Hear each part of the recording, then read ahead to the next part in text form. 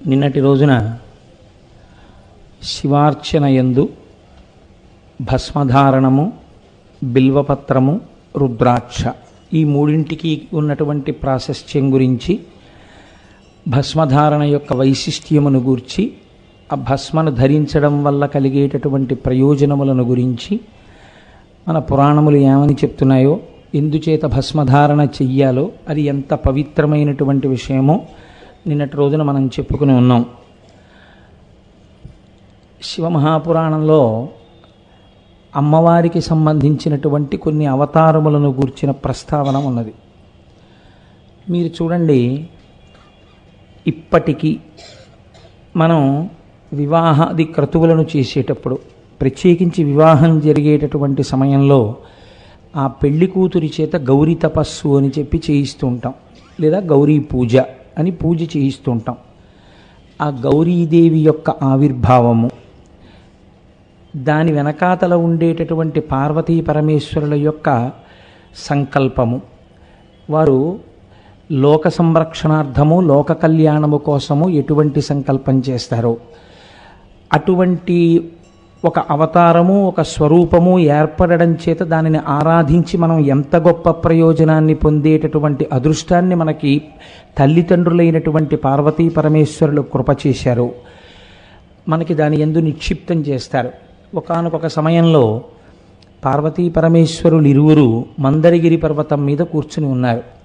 వారిని ఆ పర్వతము ఒక జీవస్వరూపమును పొంది సేవిస్తోంది. అంతటి లోకాధినాథుడైనటువంటి శంకరుడు పార్వతీ సహితుడై వచ్చి కూర్చుని ఉన్నప్పుడు ఆయనని సేవించుకునేటటువంటి భాగ్యం కలగడం చాలా గొప్ప విషయం కదా. అందుచేత ఆ పర్వతం ఆయన్ని సేవిస్తోంది. సేవిస్తున్నప్పుడు అమ్మవారు నలుపు రంగులో ఉంటుంది అని, పార్వతీదేవి నలుపు, లక్ష్మీదేవి ఎరుపు, సరస్వతీదేవి తెలుపు. దీని గురించి మనకు ఒక చిత్రమైనటువంటి విషయాన్ని ప్రతిపాదన చేస్తూ ఉంటారు. పరమశివుని యొక్క చెల్లెలుగా సరస్వతీదేవి సంభావింపబడుతుంది. శంకరుడు తెల్లగా ఉంటాడు. ఆయన యొక్క వాహనమైనటువంటి వృషభము తెలుపు, ఆయన ఉండే పర్వతము తెలుపు, ఆయన వేసుకునేటటువంటి పుర్రెలమాల తెలుపు, ఒంటికి రాసుకునే విభూతి తెలుపు. తెల్లటి శంకరుడు మనకి జ్ఞానప్రదాత అయి ఉంటాడు. అందుకే తెల్లటి భస్మ కూడా అలదుకొని ఉంటాడు. అసలు యథార్థమునకు తెలుపు, నలుపు ఈ రెండు రంగులు కావు అని శాస్త్ర నిర్ణయం. శాస్త్ర నిర్ణయం ఏంటి? మనం చిన్నప్పుడు చదువుకున్నప్పుడు కూడా ఒక మాట చెప్తూ ఉంటాం. సైన్స్ చదువుకున్నప్పుడు ఒక మాట చెప్తారు, తెలుపు కిరణము విడిపోతే అందులోంచి 7 రంగులు వస్తాయి. తెలుపు అనేటటువంటిది దేన్ని తాను పుచ్చుకోకుండా ప్రతిఫలించేటటువంటి గుణము ఉంటే దాన్ని తెలుపు అని పిలుస్తాం. అంతక తప్ప దాని యందు ఒక ప్రత్యేకమైనటువంటి రంగుని చెప్పడం కుదరదు. అలాగే నలుపు అంటే దేన్ని ప్రతిఫలించకుండా అన్నీ తనలోకి తీసుకునేటటువంటి గుణమున్న దాన్ని నలుపు అంటారు. The process of absorption is black, the process of reflection is white. Chemistry lecturer గారు ఇక్కడే ఉన్నారు కదా. కాబట్టి ప్రతిఫలిస్తే తెలుపు, అన్నిటినీ లోపలికి పుచ్చుకుంటే నలుపు. తాను లోపలికి తీసుకోవలసినది, తాను ప్రత్యేకంగా పుచ్చుకోవలసినది అన్నది లేకుండా తనలో తాను రమిస్తూ అందులో మొట్టమొదట కిరణములు వెలువడుతున్నప్పుడు మొదటి రంగు ఎరుపు వస్తుంది అంటారు. సృష్టి ఆవిర్భావమునందు కూడా అరుణాం అని అమ్మవారు ఎరుపు రంగుతోటే ప్రారంభం. అందుకని తెలుపు శంకరుడు. సరస్వతీదేవి కూడా సర్వశుక్ల సరస్వతి, సరస్వతీదేవి కూడా తెలుపు. శంకరుడు జ్ఞానప్రదాత. మీకు నేను ఇత పూర్వం ప్రసంగాల్లో స్పృశించి ఉన్నాను. పరమశివుడు కేవలము జ్ఞానమునిస్తాడు, అలాగని ఆయన ఐశ్వర్యం ఇవ్వడని కాదు. నిన్న మారేడు దళం గురించి విన్నప్పుడు మీరు విన్నారు కదా, చాలా గొప్పది ఇచ్చేటటువంటి వాడు ఒక తక్కువ విషయాన్ని ఇవ్వడం పెద్ద విశేషం ఏం కాదు. కాబట్టి శంకరుడు జ్ఞానమిస్తాడు, ఐశ్వర్యమును ఇస్తాడు, ఆయుర్దాయమును ఇస్తాడు, అన్నింటినీ ఇవ్వగలడు. తెల్లటి శంకరుడు, తెల్లటి రంగుతో చెప్పబడినటువంటి శంకరుడు జ్ఞానప్రదాత అయినట్టే తెల్లటి సరస్వతీదేవి శంకరుని యొక్క చెల్లెలుగా చెప్పబడుతుంది. ఆమె ఏమిస్తుంది? ఆమె కూడా జ్ఞానమే ఇస్తుంది. అన్నా చెల్లెళ్ళిద్దరిది ఒకటే పోలిక. అలాగే బ్రహ్మగారు సృష్టికర్త, ఆయన ఎరుపు. ఆయన యొక్క చెల్లెలైనటువంటి లక్ష్మీదేవి, ఆవిడ కూడా ఎరుపు. ఆవిడ ఎర్రగా ఉంటుంది, ఆయన ఎర్రగా ఉంటాడు. ఇంకా నల్లనివాడు నారాయణుడు. నల్లని నారాయణునికి చెల్లెలు నారాయణి. నారాయణి అంటే పార్వతీదేవి. నల్లని పార్వతీదేవి నల్లని నారాయణుని యొక్క సోదరి. సాధారణంగా శంకరుడు ఎప్పుడైనా రాక్షస సంహారం చేయవలసి వస్తే అవతార స్వీకారము శంకరుని యందు ఉండదు. ఎందుకంటే ఎప్పుడూ తానుగా ఉండే స్వరూపం అది. అవతార స్వీకారము చేసేటటువంటి వారు నారాయణుడు చేస్తాడు, నారాయణి చేస్తుంది. అందుకే మీరు చూడండి, ఇద్దరి ప్రతిజ్ఞలు ఒక్కలాగే ఉంటాయి. భగవద్గీతలో ఆయన అంటాడు, పరిత్రాణాయ సాధూనాం వినాశాయ చ దుష్కృతాం ధర్మ సంస్థాపనార్థాయ సంభవామి యుగే యుగే అంటాడు. అమ్మవారు ఉంటుంది, యదా యదా హి సాధూనాం, ఎక్కడెక్కడ సాధువులైనటువంటి వారు నేను అవతరించాలని కోరుకుంటున్నారో అప్పుడు తదా తేషాంచరక్షార్థం నేను ఒక శరీరాన్ని స్వీకరిస్తున్నాను, దేహం సంధారయామ్యహం అని దేవి భాగవతంలో అమ్మవారు అంటుంది. యదా యదా హి సాధూనాం దుఃఖం భవతి దానవ తదా తేషాంచరక్షార్థం దేహం సంధారయామ్యహం. ఎప్పుడెప్పుడు సాధువులైనటువంటి వారికి ఇబ్బంది కలుగుతోందో, ఎప్పుడెప్పుడు నేను ధర్మ ప్రతిష్టాపన కోసమని రాక్షస సంహారం చెయ్యడానికి ఒక అవతారాన్ని స్వీకరించవలసి వచ్చిందో అప్పుడు నేను ఒక కొత్త అవతారాన్ని స్వీకరించి ధర్మ సంస్థాపన చేసి రాక్షస సంహారం చేస్తానన్నమాట అమ్మవారు అంటుంది. ఆమె రంగులోనే ఉన్నటువంటి పుంస్వరూపమైనటువంటి నారాయణుడు అంటాడు. అసలు యథార్థమునకు శాస్త్రం ఏముంటుందంటే, నారాయణుడు నారాయణి అని కాదు, నారాయణుడు పుంస్వరూపముగా ఉంటే, మీకు పురుషస్వరూపంతో కనపడితే నారాయణుడు, అందుకే ఆయన అలంకార ప్రియుడు. నారాయణి స్త్రీ రూపంలో ఉంటే ఆమె కూడా అలంకార ప్రియురాలు. సహజంగా స్త్రీ అలంకార ప్రియురాలు అమ్మవారు, అందున మహాపతివ్రత, అందుచేత ఆవిడ కూడా అలంకారమును స్వీకరిస్తుంది. అభిషేక ప్రియుడు శంకరుడు. ఎందుకంటే మహాజ్ఞానము కలిగినటువంటి వాడు, ఆయనే జ్ఞాని, వేరొకరికి జ్ఞానమును ఇయ్యగలిగినటువంటి వాడు. అందుకని ఎప్పుడు తనలో తాను రమిస్తూ ఉంటాడు. మీరు ఇప్పుడు శివాష్టోత్తరం చెప్పేటప్పుడు ప్రార్థనా శ్లోకంలో అంటారు కదా, ధవళవపుషం ఇందోర్మండలే సన్నివిష్టం భుజగ బలయహారం భస్మ దిగ్ధాంగమీశం మృగయ పరశుపాణించారు చంద్రార్ధమౌళిం హృదయ కమల మధ్యే సంతతం చింతయామి. తనలో తాను రమించేటటువంటి స్వరూపం ఉన్నటువంటి వాడు శంకరుడు. కాబట్టి ఈ పొందిక, ఈ అమరిక చాలా గమ్మత్తుగా ఉంటుంది. అయితే ఈ బంధుత్వాలు, ఆ భగవంతుని పట్ల ఏర్పడినటువంటి బంధుత్వాల్ని మీరు పూర్తి లౌకికమైనటువంటి చట్రంలోకి బిగించే ప్రయత్నం చేయకూడదు. ఇవి ఆయా మూర్తుల యొక్క ప్రధానమైనటువంటి స్వరూపాన్ని, స్వభావాన్ని ఆవిష్కరించడానికి చేసే ప్రయత్నం. అంత మాత్రం చేత ఒకరు చేసినటువంటి పని ఇంకొకరు చెయ్యకుండా ఉండాలి అని ఎక్కడా ఉండదు మీకు. మీరు చూడండి, అందుకే మీరు భాగవతం చదివారనుకోండి, కృష్ణ పరమాత్మ పరబ్రహ్మం, అందులో కృష్ణుడు పరబ్రహ్మంగా చెప్పబడతాడు. ఆయనే సృష్టి స్థితి లయ చేస్తున్నాడు. మీరు శివమహాపురాణం చదివారనుకోండి, శంకరుడు సృష్టి స్థితి లయ చేస్తుంటాడు. అప్పుడు శంకరుడు చేసినట్ట, కృష్ణుడు చేసినట్ట? మీరు దేవీ భాగవతం చదివారనుకోండి, వీళ్ళందరికన్నా అమ్మవారు చేస్తున్నట్టు కనపడుతుంది. అప్పుడు మూడు మీరు విన్నారనుకోండి, మీరు అయోమయానికి గురి కావలసినటువంటి అవసరాన్ని పెంచుకోకూడదు. ఎవరికి ఏ మూర్తి యందు మనసు తొందరగా నిలబడడానికి అవకాశం ఉంటుందో, సాకారంచ నిరాకారం నిర్గుణంచ గుణాత్మకం తత్వం తత్పరమం బ్రహ్మ ఇది వేదాంత డిండిమహ అని శంకరాచార్యులు వారు వేదాంత డిండిమంలో అంటారు. సద్గుణ నిర్గుణాసాతు సగుణ నిర్గుణాసాతు ద్విధా ప్రోక్తా మనీషిభి సగుణ రాగిభిశ్చైవ నిర్గుణాతుర్ విరాగిభి అని దేవీ భాగవతంలో వ్యాస భగవానుడు అంటాడు. సగుణంగా ఒక మూర్తి ఆరాధన ఎవరు చేస్తారు అంటే, కోరిక తీరాలి అని ఉన్నటువంటి వాళ్ళందరూ సగుణాన్ని సాధారణంగా ఆరాధన చేస్తారు. నిర్గుణాన్ని ఎవరు ఆరాధన చేస్తారంటే, ఒక మూర్తి అవసరము లేనటువంటి ఆరాధన, ఏ విధమైనటువంటి కోరిక లేకుండా మోక్షమును మాత్రమే అపేక్షించేటటువంటి వారు, అది కూడా కోరిక అయిపోతుందేమో, కేవలము జ్ఞానమును పొందడం కోసం, సత్యవస్తువు యొక్క దర్శనమును అపేక్షించడం కోసం, తన స్వస్వరూపం తనకి తెలియడం కోసం చేసేటటువంటి ప్రయత్నం ఉన్న వాళ్ళు నిర్గుణాన్ని ఉపాసన చేస్తారు. అందుకే యథార్థమునకు ఉపాసన యందు కరచరణాదులతో కూడినటువంటి మూర్తి ఉపాసన కన్నా కరచరణాదులు లేకుండా మధ్యలోకి వచ్చినటువంటి అరూపరూపి అయినటువంటి లింగోపాసనము ఒక్క స్థాయిలో పైమెట్టుగానే శాస్త్రం దాన్ని నిర్ణయం చేసింది. అది ఏ ఆరాధనా విధానమునందు దోషం పట్టడానికి కానీ, ఒకదాన్ని తక్కువ చేయడానికి కానీ, ఒకదాన్ని పెంచి చెప్పడానికి కానీ చేసే ప్రయత్నం కాదు. మీరు చూడండి, మీ కళ్ళ ఎదురుగుండా కాళ్ళు చేతులతో ఒక మూర్తి నిలబడి ఉన్నారనుకోండి, మీరు తొందరగా ఆ స్వరూపమునందు మనస్సు నిలబెట్టడం తేలిక. కానీ అసలు ఏ రూపము లేకుండా దానికి కాళ్ళు చేతులు ఉన్నాయా అంటే కాళ్ళు చేతులు లేవు, దానికి అసలు ఏమీ లేదు అక్కడ అందామా అంటే అక్కడ ఏదో ఒకటి ఉంది, దానికి రూపం ఉన్నదా అంటే మీరు లోపల చూసి ఇది ఫలానా రూపం అండి అని చెప్పడానికి ఒక ఆడదో ఒక పురుషుడో ఏదో చెప్పడానికి లేదు. అలా అసలు రూపం లేదందామా, దానికి ఒక రూపం ఉంది. కాబట్టి శివలింగాన్ని అన్నారు అరూపరూపి అన్నారు.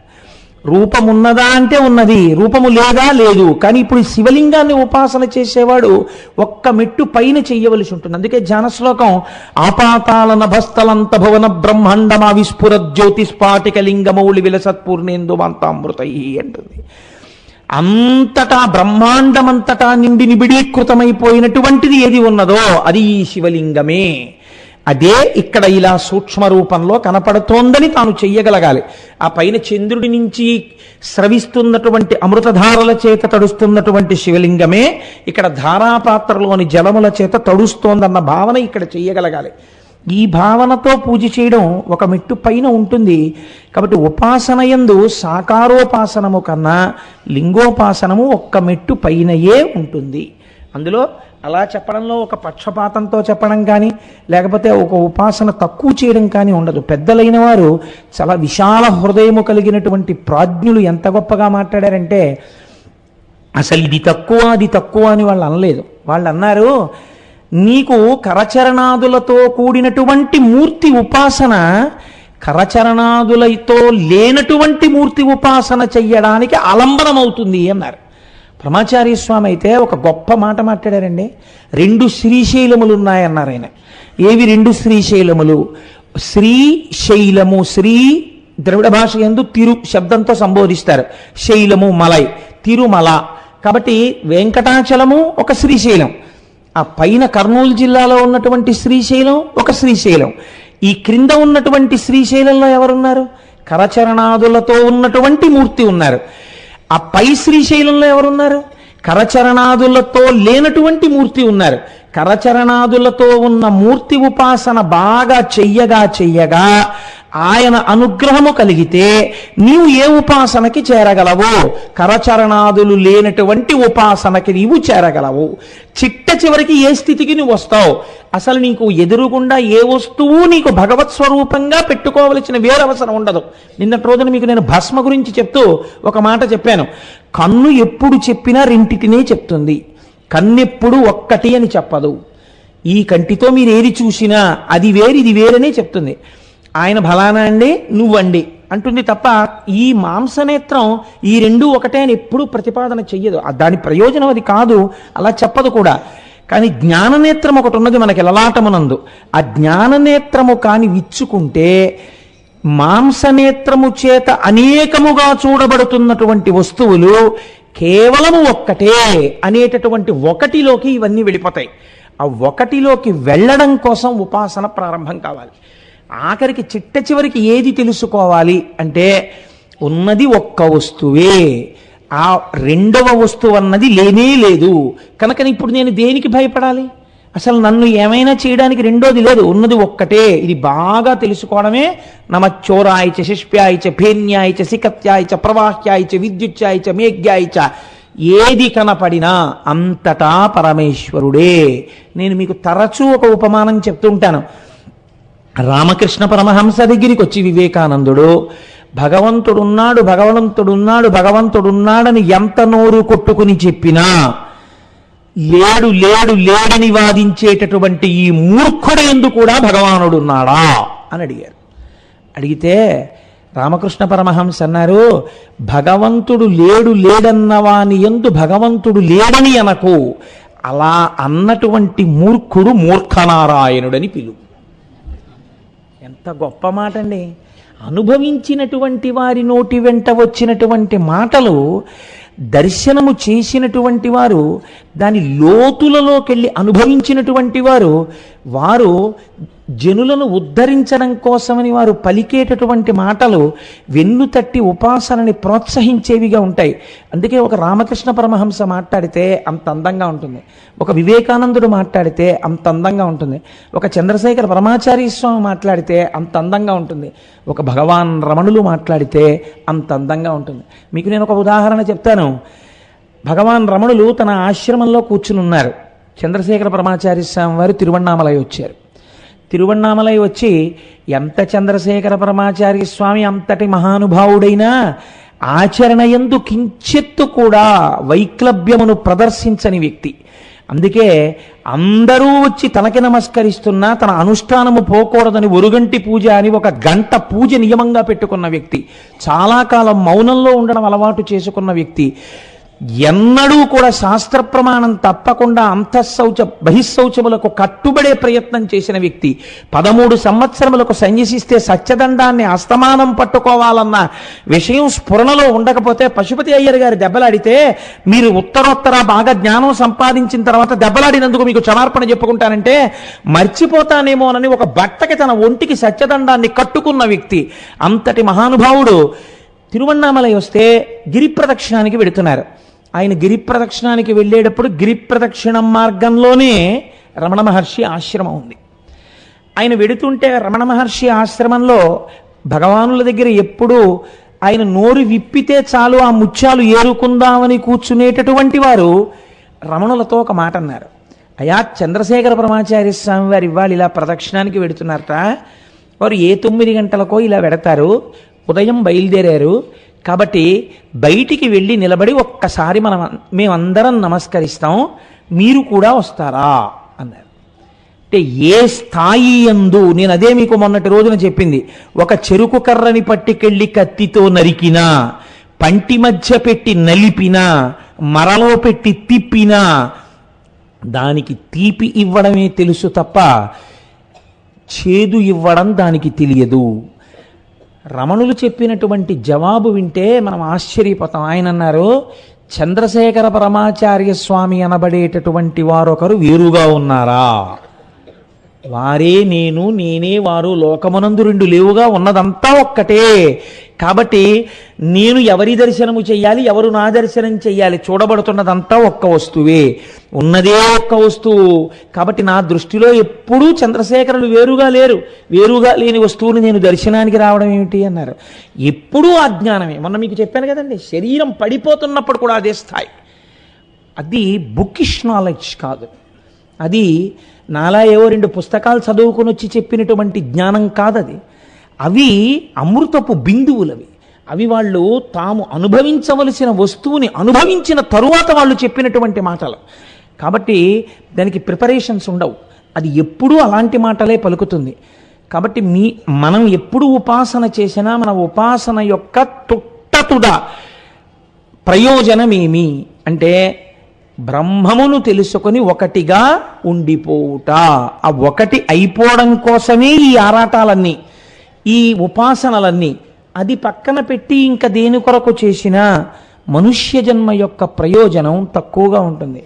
చేసినటువంటి ఉపాసన ఉత్తినే పోదు, ఎప్పుడో అప్పుడు రక్షించి తీరుతుంది. ఇప్పుడు మీరు ఈ కోణంలో అవతరించండి, పార్వతీదేవి నిజంగా అన్ని అవతారాలు ఉంటాయా, అన్ని మూర్తులు ఉంటాయా అంటే పైకి చెప్పినప్పుడు అన్ని మూర్తులు ఉంటాయి, అందులో మీరు దోషాన్ని పట్టుకోవలసిన అవసరం ఏమి ఉండదు. కానీ మీరు ఎప్పుడు ఒక కోణంలో పరిశీలనం చేయడం ప్రారంభించాలి. కామాక్షీచరణ కామాక్షీచరణ ప్రసాదము అని పరమాచార్య ఒక మాట చెప్తుండేవారు.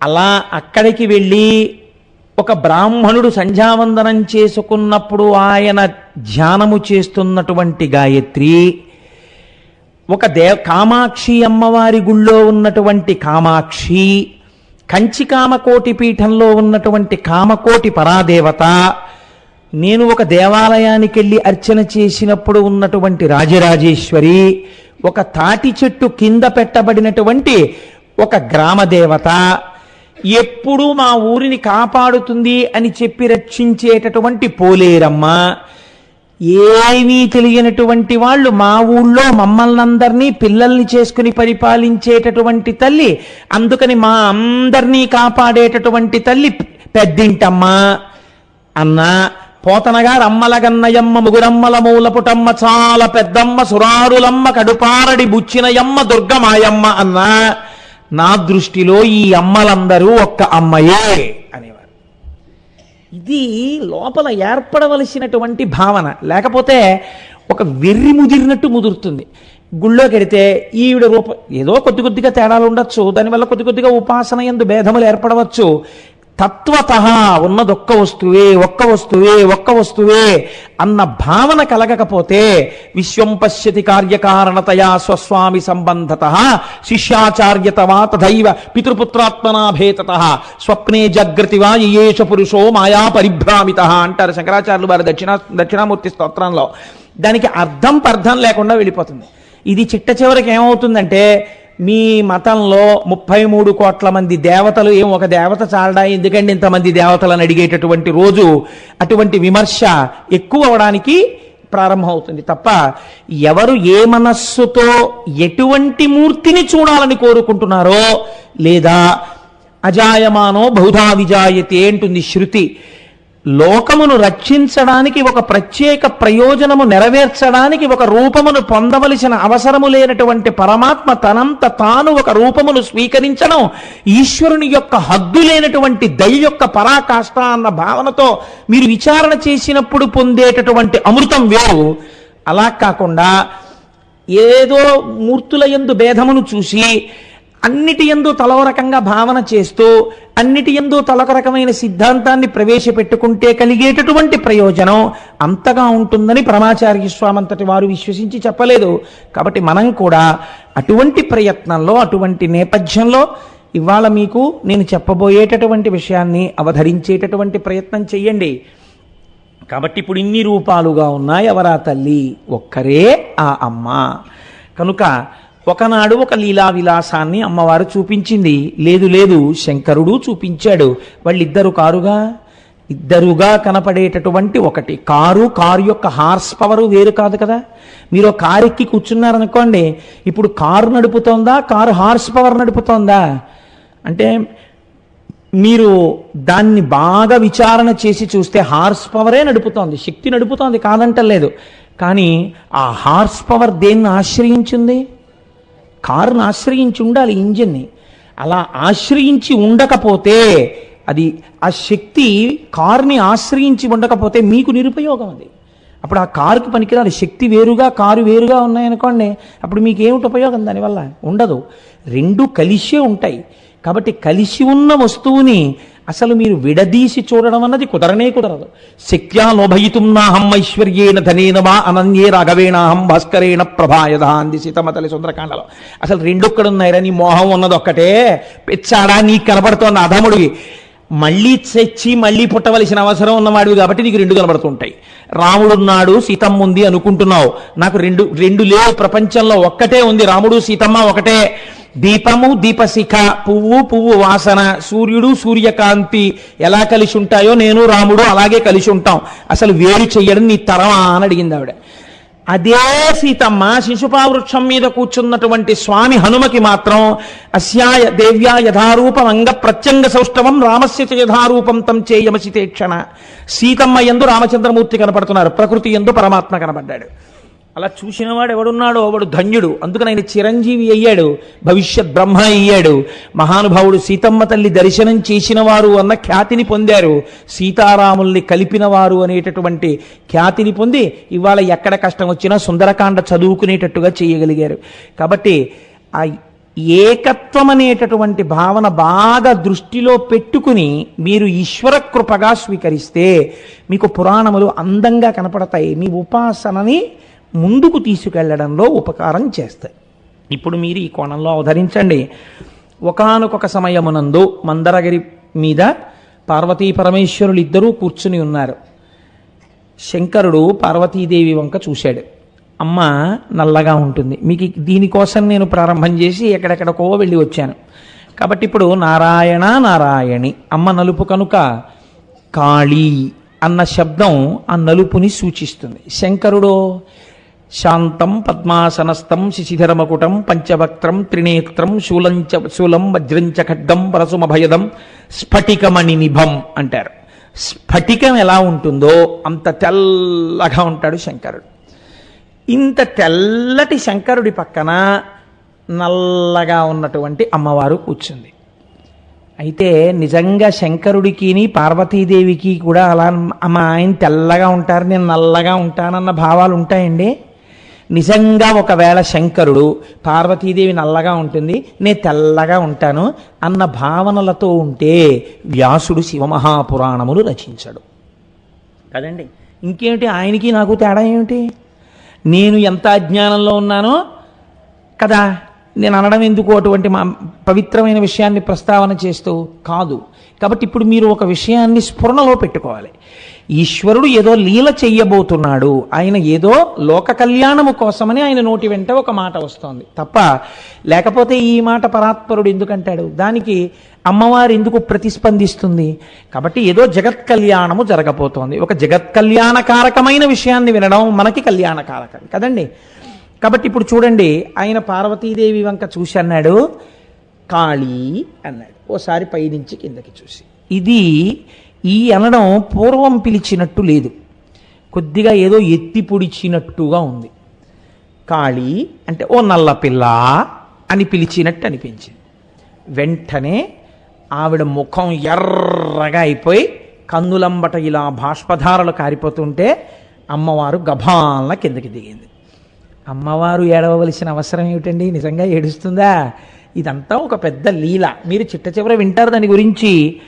ఆవిడ దిగి అంది, మగనికి ప్రీతి లేని ఎలమానిని జవ్వనమేని జల్వమే నగువనిగాయు వెన్నెలటు అక్కట ఎట్టి సుఖంబులేవియున్ మగువలకింపొనర్వవిక మంచిగా కాంతుడు గరవించకే వెగటుగొనంగా నిక్కముగ వెక్కసమౌ తనువించి చూడగాన్. ఆవిడ ఒక గొప్ప సత్యాన్ని ఆవిష్కరిస్తోంది. ఎన్ని సుఖాలైనా లోకమునందు ఉండవచ్చు, ఎన్ని భోగములైనా ఉండవచ్చు, తాను ఇంట్లో ఎన్ని సుఖాలనైనా పొందుతూ ఉండవచ్చు, కానీ ఈ శరీరమునందు నా భర్తకు ప్రీతి లేదు. ఏ కారణము చేతనో ఆయన నన్ను చూడగానే, నన్నంటే ఆవిడ అంత అమాయకంగా శరీరాన్ని నన్ను అనదుగా, ఒక సత్యాన్ని ఆవిష్కరిస్తోంది.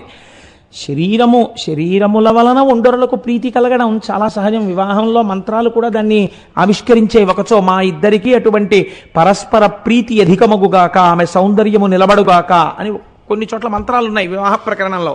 కాబట్టి భర్తకి ప్రీతి చేయలేనటువంటి సౌందర్యము ఈ శరీరమునందు లేనప్పుడు, ఆయన చూపులకు ఇది అందముగా కనపడనప్పుడు, ఆయన మనస్సుని సంతోషపెట్టలేనప్పుడు ఒక కాంత అటువంటి శరీరాన్ని పొంది ఉండడంలో ఎంత బాధపడుతుందోనయ్యా.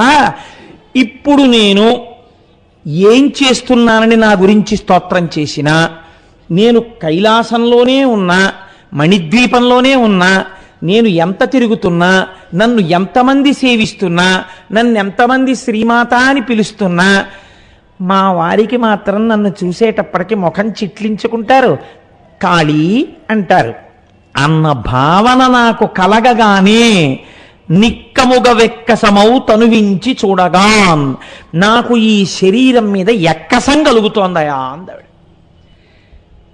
అంటే ఇప్పుడు ఆమె ఏ కారణం చేతనైనా ఎవరి ప్రీతిని కోరుకుంటుంది? అన్ని కారణముల చేత కూడా ఆవిడ భర్త యొక్క ప్రీతిని కోరుకుంటుంది. తాను ఏది చేసినా భర్తృప్రీతి కొరకే. తన శరీరము కూడా భర్తకి ప్రీతిని కలిగించుట కొరకు మాత్రమే. ఇది మహాపతివ్రత. అందుకే శంకరాచార్యుల వారంతటి వారు సౌందర్యలహరి ప్రారంభం చేస్తే అమ్మవారి నామంతో మొదలు పెట్టలేదు, శివశక్తి ఆయుక్తో ఆయన పేరెత్తకుండా మొదలెడితే అమ్మవారు ముఖం చిట్లించుకుంటుందని ప్రాజ్ఞులు కనుక, శంకరులకు తెలుసు కనుక, మహానుభావుడు కనుక భర్త పేరుతోనే మొదలెట్టారు. లోపల భావం ఏదైనా కానివ్వండి, తర్వాత అమ్మగారి గురించి గొప్పగా చెప్పినా ముందు మాట్లాడడం మాత్రం ఆయనతోనే ప్రారంభం. శివ అంటూను ఆయన పేరు చెప్తే ఆవిడ సంతోషిస్తుంది. కాబట్టి ఇప్పుడు ఆవిడ ఇంత మాట అంది, నీవు ప్రీతిని పొందనటువంటి ఈ శరీరం, దీన్ని చూసి నువ్వు సంతోషించనప్పుడు నేను ఈ శరీరంతో ఉండాలని అనుకోవట్లేదు. ఇది చాలా పెద్ద మాట, ఇంత శంకరుడు కంగారు పడవలసినటువంటి మాట అని ఆవిడంది. కాన బాసెదవేగని కాలవర్ణతనువు వేరొకడేనియు తనువు దాల్తూ తల్వకుండిన ఏమని తల్లడిలుచు పాన్పు విడి అవ్వలగునేగె పద్మగంధి. ఈ నల్లటి శరీరాన్ని నేను వదిలిపెట్టేస్తాను. ఎటువంటి రంగుతో ఉన్న శరీరమైతే నీ మనస్సు సంతోషిస్తుందని నేను అనుకుంటున్నానో అటువంటి శరీరాన్ని పొందుతాను. ఇక్కడ మీరు ఒక్క మాట ఆలోచించండి జాగ్రత్తగా. కాళీ అన్నాడు ఆయన. కాళీ అంటే నల్లగా ఉన్నావు, సరే నల్లటి శరీరాన్ని వదిలేస్తుందండి. ఏ రంగు ఆయన కావాలని అడిగాడు? ఆయన ఏం అడిగాడా? నువ్వు తెల్లగా ఉంటే బాగుండేది అందుకన్నాను అన్నాడా? పోనీ లేకపోతే నువ్వు ఎర్రగా ఉంటే బాగుండేది అని అన్నాడా శంకరుడు? నువ్వు పచ్చగా ఉంటే బాగుండేది అని అన్నాడా శంకరుడు? ఆయన ఏం అనలేదు. ఆయన ఏం అనలేదంటే ఆయనకు ఆ నలుపు రంగు గురించి కూడా అసలు లెక్కలేదు. మరి దేని గురించి మాట్లాడినట్టు? దేని గురించి మాట్లాడో మీకు తర్వాత తెలియాలి. ఇది పార్వతీ పరమేశ్వరుల యొక్క అనుగ్రహం అంటే. కాబట్టి నేను ఈ కాలవర్ణ తనువు వేరొకడేనియు తనువు దాల్తూ దీన్ని విడిచిపెట్టేస్తాను, ఈ నల్లటి శరీరాన్ని, ఇంకొక శరీరాన్ని పొందుతాను. ఆ శరీరాన్ని చూసి నువ్వు సంతోషించాలి, నువ్వు ప్రీతి పొందాలి. కాబట్టి అటువంటి శరీరంతో వస్తాను. వెక్కి వెక్కి ఏడ్చి విభునికెట్లనే దేవా సెలవు చేయు తపము చేయుదాన అనుచు గద్గద స్వరాంచితయై వేడుకొనగా చూచి విశ్వగురుడు వెరచే. ఇప్పుడు చాలా ఆశ్చర్యకరమైన సందర్భం ఒకటి జరిగింది. ఆవిడ వెక్కి వెక్కి ఏడ్చి, అమ్మవారు దేవా నాకు అనుగ్రహించండి, నన్ను మీరు ఆశీర్వచనం చేసి పంపించండి, నేను తపస్సు చేసి మీకు ప్రీతిపాత్రమైనటువంటి రంగు కలిగినటువంటి శరీరాన్ని పొంది వస్తాను అంది. ఈ మాట అనేటప్పటికీ శంకరుడు కూడా ఒక్కసారి ఉలిక్కిపడి ఆయన అన్నట్ట, నాటకం రక్తి కట్టద్దండి, ఎంత కోటీశ్వరుడైనా బిచ్చగాడి వేషం వేస్తే ఇదేమిటి దిక్కుమాలిన వేషం నాకని వేయకూడదు. నిజంగా 4 రోజుల నుంచి అన్నం లేనటువంటి వాడు ఎలా ఆక్రోశిస్తాడో అలా ఆక్రోశించి నటించినప్పుడే ఆ భిక్షుక పాత్రకి పద్మశ్రీ వస్తుంది. ఆయన నిజంగా ఆయన బిచ్చగాడా కాదు, బిచ్చగాడు కాడు ఆయన. ఆయన కోట్లకు పడగలెత్తిన ఐశ్వర్యవంతుడు, కానీ బిచ్చగాడిగా అంత బాగా నటించగలడు. ఈశ్వరు నర్తకుని భంగి పెక్కగు మూర్తులతో ఎవడాడు అంటారు పోతన గారు. ఈశ్వరుడు ఎప్పుడు చిద్విలాసంతో ఇలాంటివి చేసినా చాలా బలీయంగానే కనపడుతుంది చూడ్డానికి. లోపల కూడా అంత బలీయమైనటువంటి రహస్యాన్ని దాస్తారు. కాబట్టి ఇప్పుడు ఆయన అన్నాడు, కెందలి రాకుబోడి ఇటు కేడిగనాడిన నా నుడిన్ మదంబున తలంచి ఎల్గెదవే అందము చందమునందు నీకు ఏ సుందరీయుడు రాగలు చూడగ తప్పెది ఏని నాదు వాక్కులందు కనన్ పడన్ సైపు అంగుల వ్రాలి యొనర్తు సేవలన్. అయ్యయ్యో పార్వతీ, నా మనస్సు నీకు తెలీదా? మన ఇద్దరి మనస్సు ఒకటే కదా. నీ యందు నాకెప్పుడూ అటువంటి భావన లేదు, నీ యందు నాకెప్పుడూ ప్రీతిని కలిగి ఉన్నటువంటి వాణ్ణి. ఒకవేళ నేను ఏదో సరదాకి అన్నానంటుంటారు చూసారా మన వాళ్ళు, అలా నేను పరాచికానికి అన్నటువంటి మాట నీ మనస్సుని అంత కష్టపెట్టి ఉన్నట్టయితే, ఇంత నిర్ణయం తీసుకునేటట్టయితే నేను నీ పాదముల మీద వ్రాలి సేవ చేస్తాను. ఇది అంతఃపుర రహస్యం కదండి. మీరు చాలా జాగ్రత్తగా వినండి. ఇది ఎక్కడ జరిగింది? అంతఃపురంలో జరిగింది. ఎవ్వరు లేరు. ఆవిడ పాన్పు మించి దూకింది అంటే వారిద్దరూ ఏకశయ్యాగతులై ఉన్నారు. అంతఃపురంలో ఎక్కడో జరిగినటువంటి విషయం, ఎవ్వరికీ తెలియనటువంటి విషయం. ఈ విషయం లోకానికంతటికీ తెలుస్తోంది. ఎందుకు తెలియాలి ఇప్పుడు ఇది? మృషాకృత్వా గోత్రస్ఖలన మధవై లక్ష్య సమితం లలాటే అని శంకరాచార్యులు వారు సౌందర్యలహరిలో శ్లోకం చేశారు. లోపల దాచిపెట్టిన యోగ రహస్యం వేరనుకోండి, గోత్రస్ఖలనం చేశాడని పూచెండు లాంటి పాదంతో అమ్మవారు పరమశివుని యొక్క లలాటం మీద ఒక్క తను దన్నింది అన్నారు. అంతఃపుర రహస్యం శంకరాచార్యులు వారు సౌందర్యలహరిలో చెప్పినట్టు వ్యాస మహర్షి ఇక్కడ చెప్పేస్తున్నారు. కాబట్టి నీ అంగురుల వ్రాలి యొనర్తు సేవలన్, నీ పాదముల మీద పడి నేను సేవ చేస్తాను, నువ్వు ఇంత తొందర నిర్ణయాన్ని తీసుకోకు, అలాంటి పని చెయ్యకు అంటే ఆవిడంది, లేదు లేదు, నేను మీ మనస్సుని చూరగొనలేకపోయినప్పుడు నేను అలా ఉండడాన్ని ఇంకా ఇష్టపడను. మీరు అనేశారు పైకా మాట, కాబట్టి ఇంకా ఆ శరీరంతో నేను ఉండను. మీరు బాగా ఒక్కటి గుర్తుపెట్టుకోండి, అమ్మవారి యొక్క మహాపాతివ్రత్యాన్ని సూచిస్తుంది ఇది. చిట్ట చివరికి ఎవరికి ప్రయోజనం అవుతుందో మీరు చూద్దురు. కానీ ఆవిడ ఒకసారి సతీదేవిగా వచ్చింది. సతీదేవిగా వచ్చి పుట్టింటికి వెళ్ళింది. దక్షుడు ఆవిడనేమనలేదు, ఆవిడ యొక్క భర్తనన్నాడు శంకరుణ్ణి. ఆవిడ దేహత్యాగం చేసేసింది. శంకరుడి నింద విన్నాను కనుక నేను ఈ శరీరంతో ఉండను అని శరీరం వదిలిపెట్టింది. మళ్ళీ ఆవిడ హిమవంతుడికి కుమార్తెగా పుట్టి గొప్ప తపస్సు చేసింది. తపస్సు చేసి పార్వతి అయి పర్వతరాజ పుత్రి అయి పరమశివుడికి ఇల్లాలైంది. ఆవిడ ఎప్పుడు గెలుచుకున్నా అంత తేలిగ్గా పొందిన స్థానం కాదు, ఎంత తపించి పొందిందో. అయితే ఒకటి, ఆవిడ ఎంత తప్పించిందో శంకరుడు కూడా అంత తప్పించాడు ఆవిడ కోసం. తత్వం తెలిసిన వారు అలా మాట్లాడారు తప్ప తేలిక భావాలతో మాట్లాడలేదు. కళాభ్యాం చూడాలంకృత శశికళాభ్యాం నిజ తపత్ఫలాభ్యాం అన్నారు శంకరాచార్యుల వారు. ఒకరి తపస్సులకు ఒకరు ఫలమై ఉన్నారు అన్నారు తప్ప ఈవిడ తపస్సు చేసి ఆయన పొందింది ఆయన గొప్ప అనలేదు, లేకపోతే ఆయన తపస్సు చేస్తే ఈవిడ దొరికింది ఈవిడ గొప్ప అనలేదు. ఇద్దరూ ఒకరి తపస్సులకు ఒకరు ఫలము అన్నారు. తగునీ చక్రి విదర్భరాజు సుతకున్ తజ్జంబు వైదర్భయుం తగునీ చక్రికి ఇంత మంచిదగునే దంపత్యమి ఇద్దరింతగులంగట్టిన బ్రహ్మ నిర్పరిగదా దర్పాహతారాతి. బ్రహ్మము శక్తి రెండింటి గురించి మాట్లాడినప్పుడు అలా మాట్లాడారు పెద్దలైన వాళ్ళందరూ కూడా. కాబట్టి చూడండి, ఇప్పుడు ఆవిడ మళ్ళీ ఇంకొకసారి తపస్సుకి బయలుదేరింది. ఇప్పుడు ఎందుకు బయలుదేరింది? ఇప్పుడు తండ్రి అని లేదు, ఆయనే అన్నాడు మాట. నల్లనిదానా అన్న చిన్న మాటకి ఆ రంగు పోవడం కోసమని, లేదా ఆ రంగు ఉన్న శరీరాన్ని వదిలిపెట్టడానికి వెడుతోంది. వెళ్ళి ఆవిడ ఒక గొప్ప తపస్సు చెయ్యాలని కూర్చుంది. ఎవరి గురించి తపిస్తుంది ఆవిడ?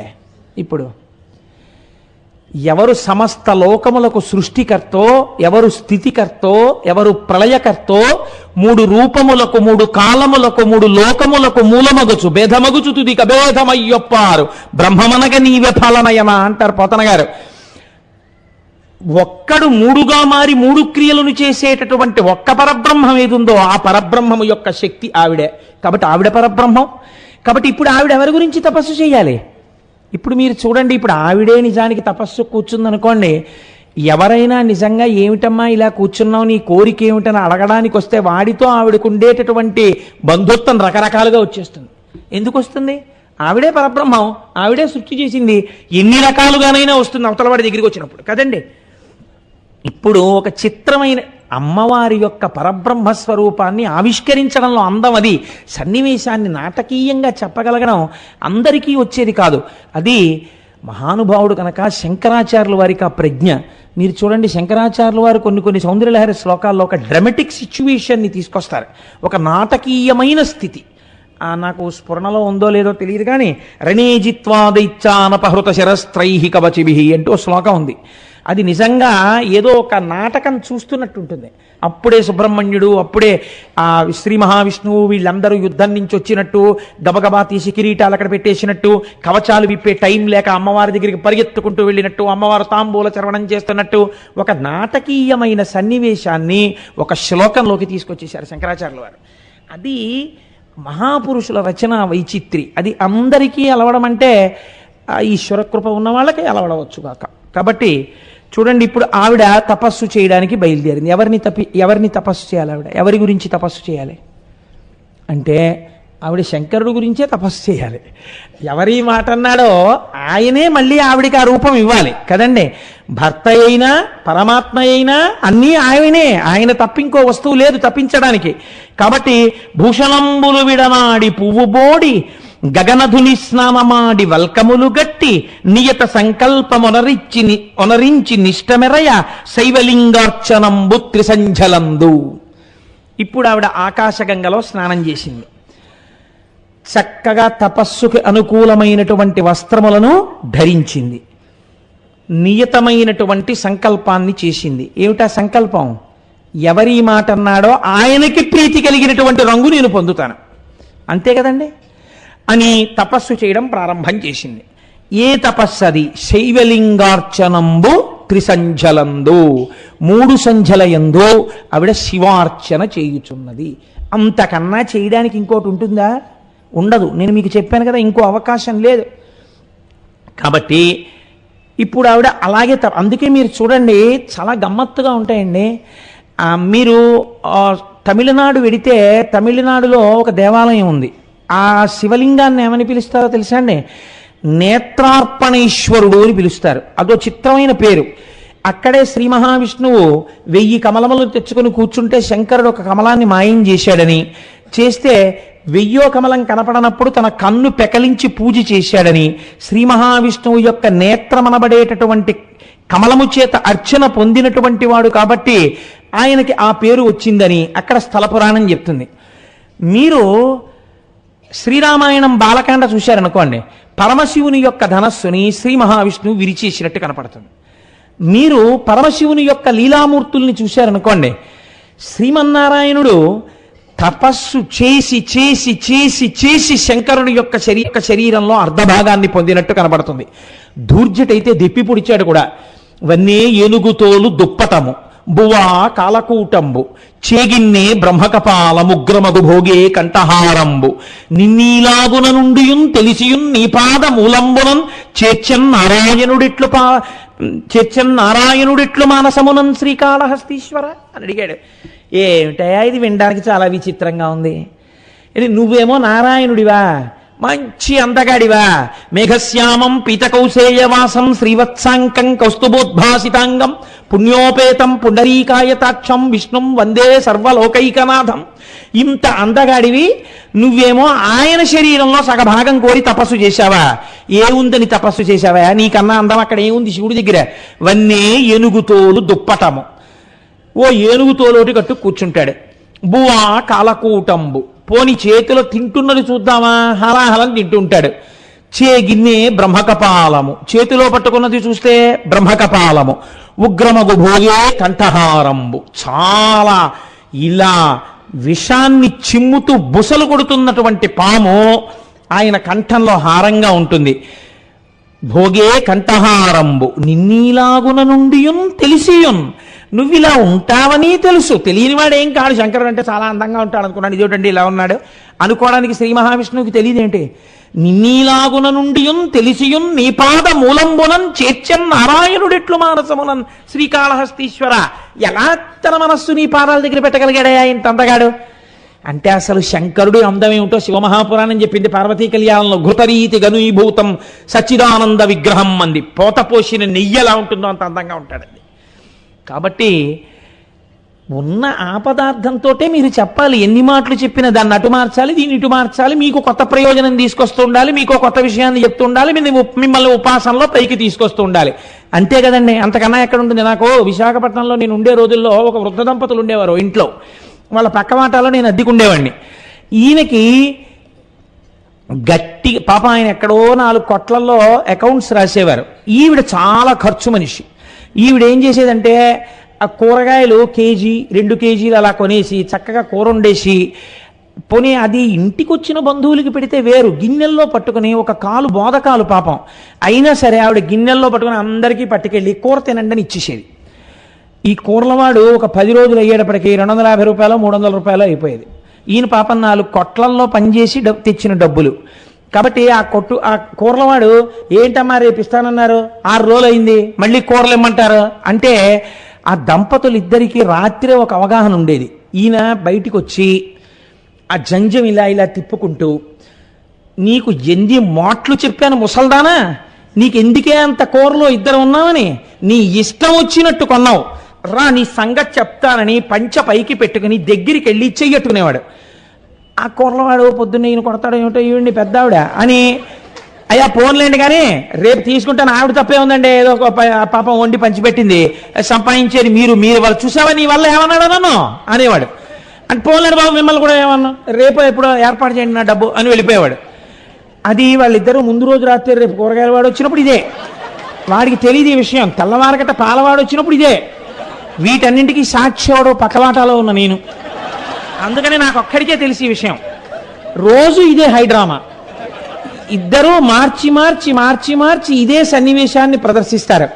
ఆఖరికి పాపం ఇద్దరూ కలిసి చేసేది ఏమిటో తెలుసా అండి, ఎవరికి రూపాయి ఎగ్గొట్టరు. వాళ్ళకి డబ్బు టైంకి రాదు. 4 కొట్లల్లో ఆయన అకౌంట్స్ రాస్తారు.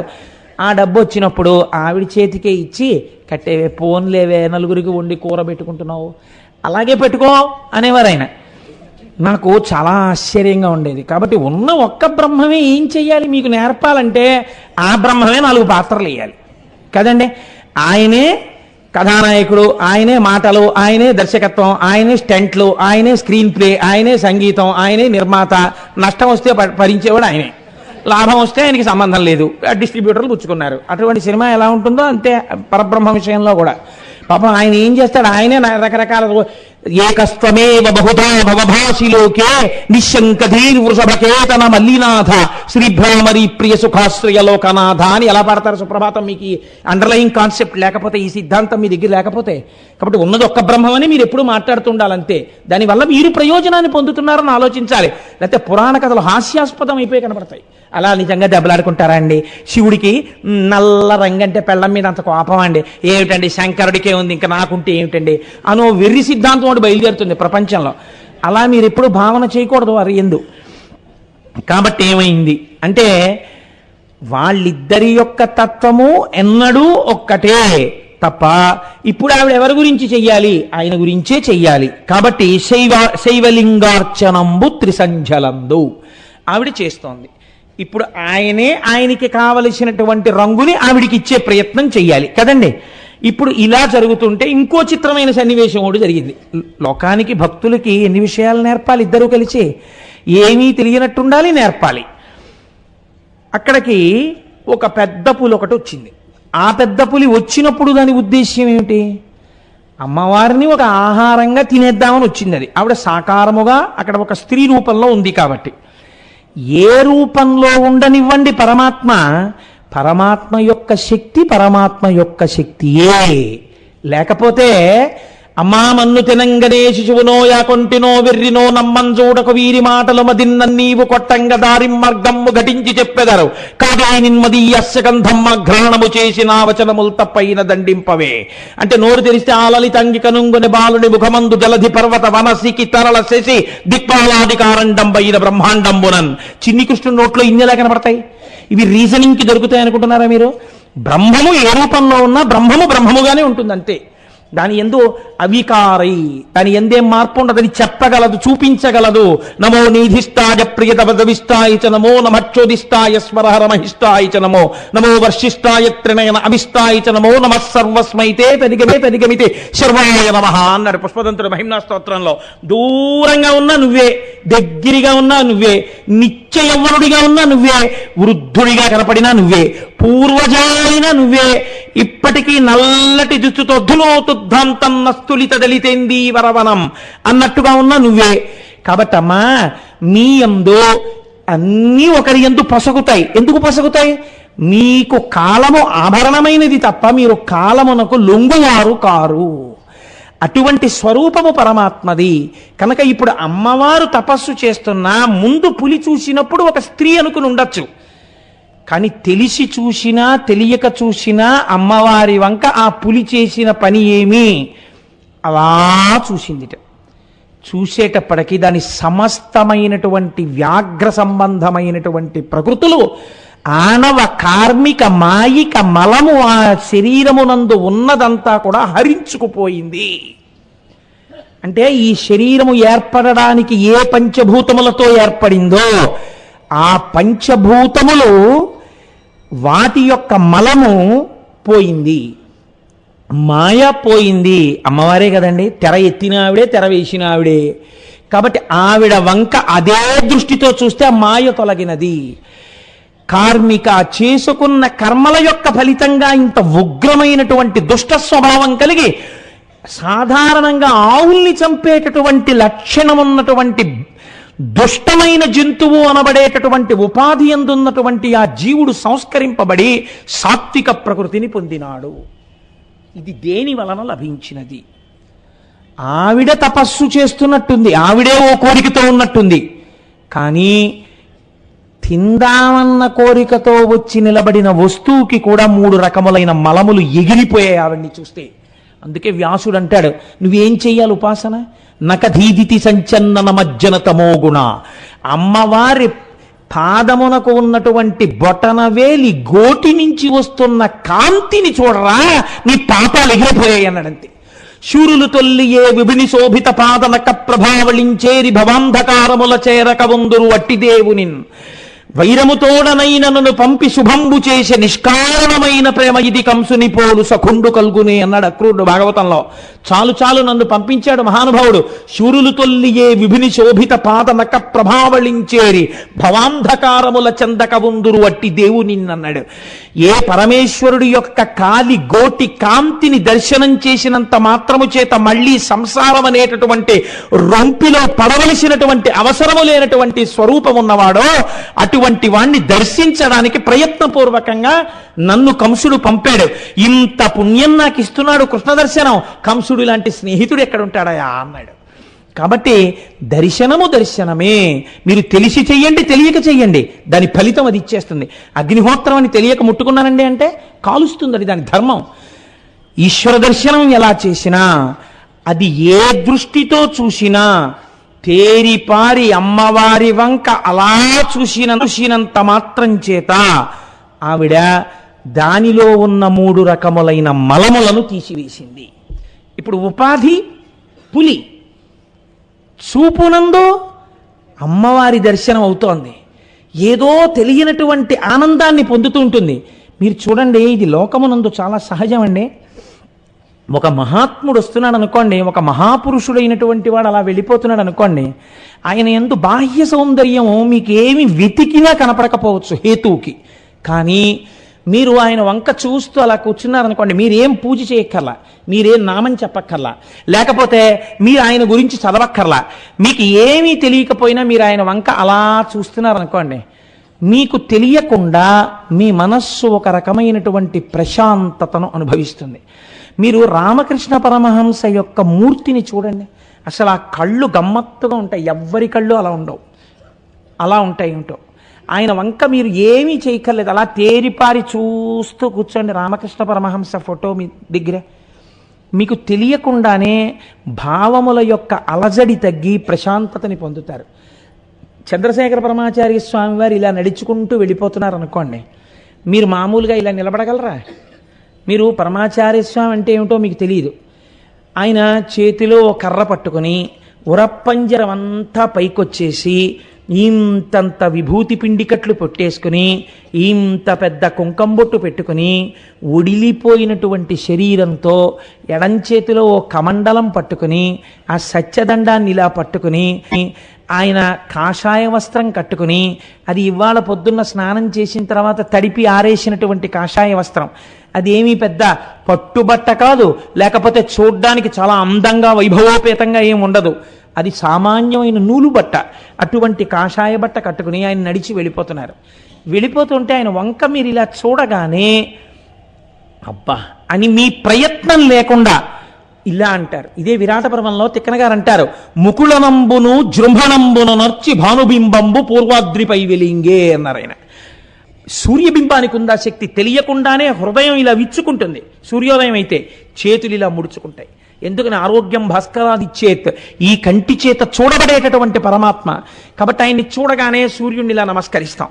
అలా చంద్రశేఖర పరమాచార్య స్వామిని చూడగానే మీకు తెలియకుండా ఇలా అంటారు, బా ఏమి మహాత్ముడురా, ఎంత గొప్పగా ఉన్నాడండి అంటాం. నేను మీ దగ్గరికి వచ్చి ఏంటండి ఆయన గొప్పతనం, ఎందుకు ఆయనకి నమస్కారం, ఆయన రేమాన్స్ సూట్ వేసుకున్నారా, లోటో షూస్ వేసుకున్నారా, లేకపోతే టై కట్టుకున్నారా, మంచి ఫేస్ పౌడర్ రాసుకున్నారా, టాయిలెట్ సామాగ్రి వాడారా, ఏం అందంగా ఉన్నారండి అన్నారనుకోండి, ఏ అందంగా ఉన్నారని ఇవాళ భారతదేశంలోనూ ప్రపంచమంతటా ప్రతి ఇంట్లో పరమాచార్య స్వామి ఫోటోలు పెట్టుకుని మీరు నమస్కారం చేస్తున్నారు.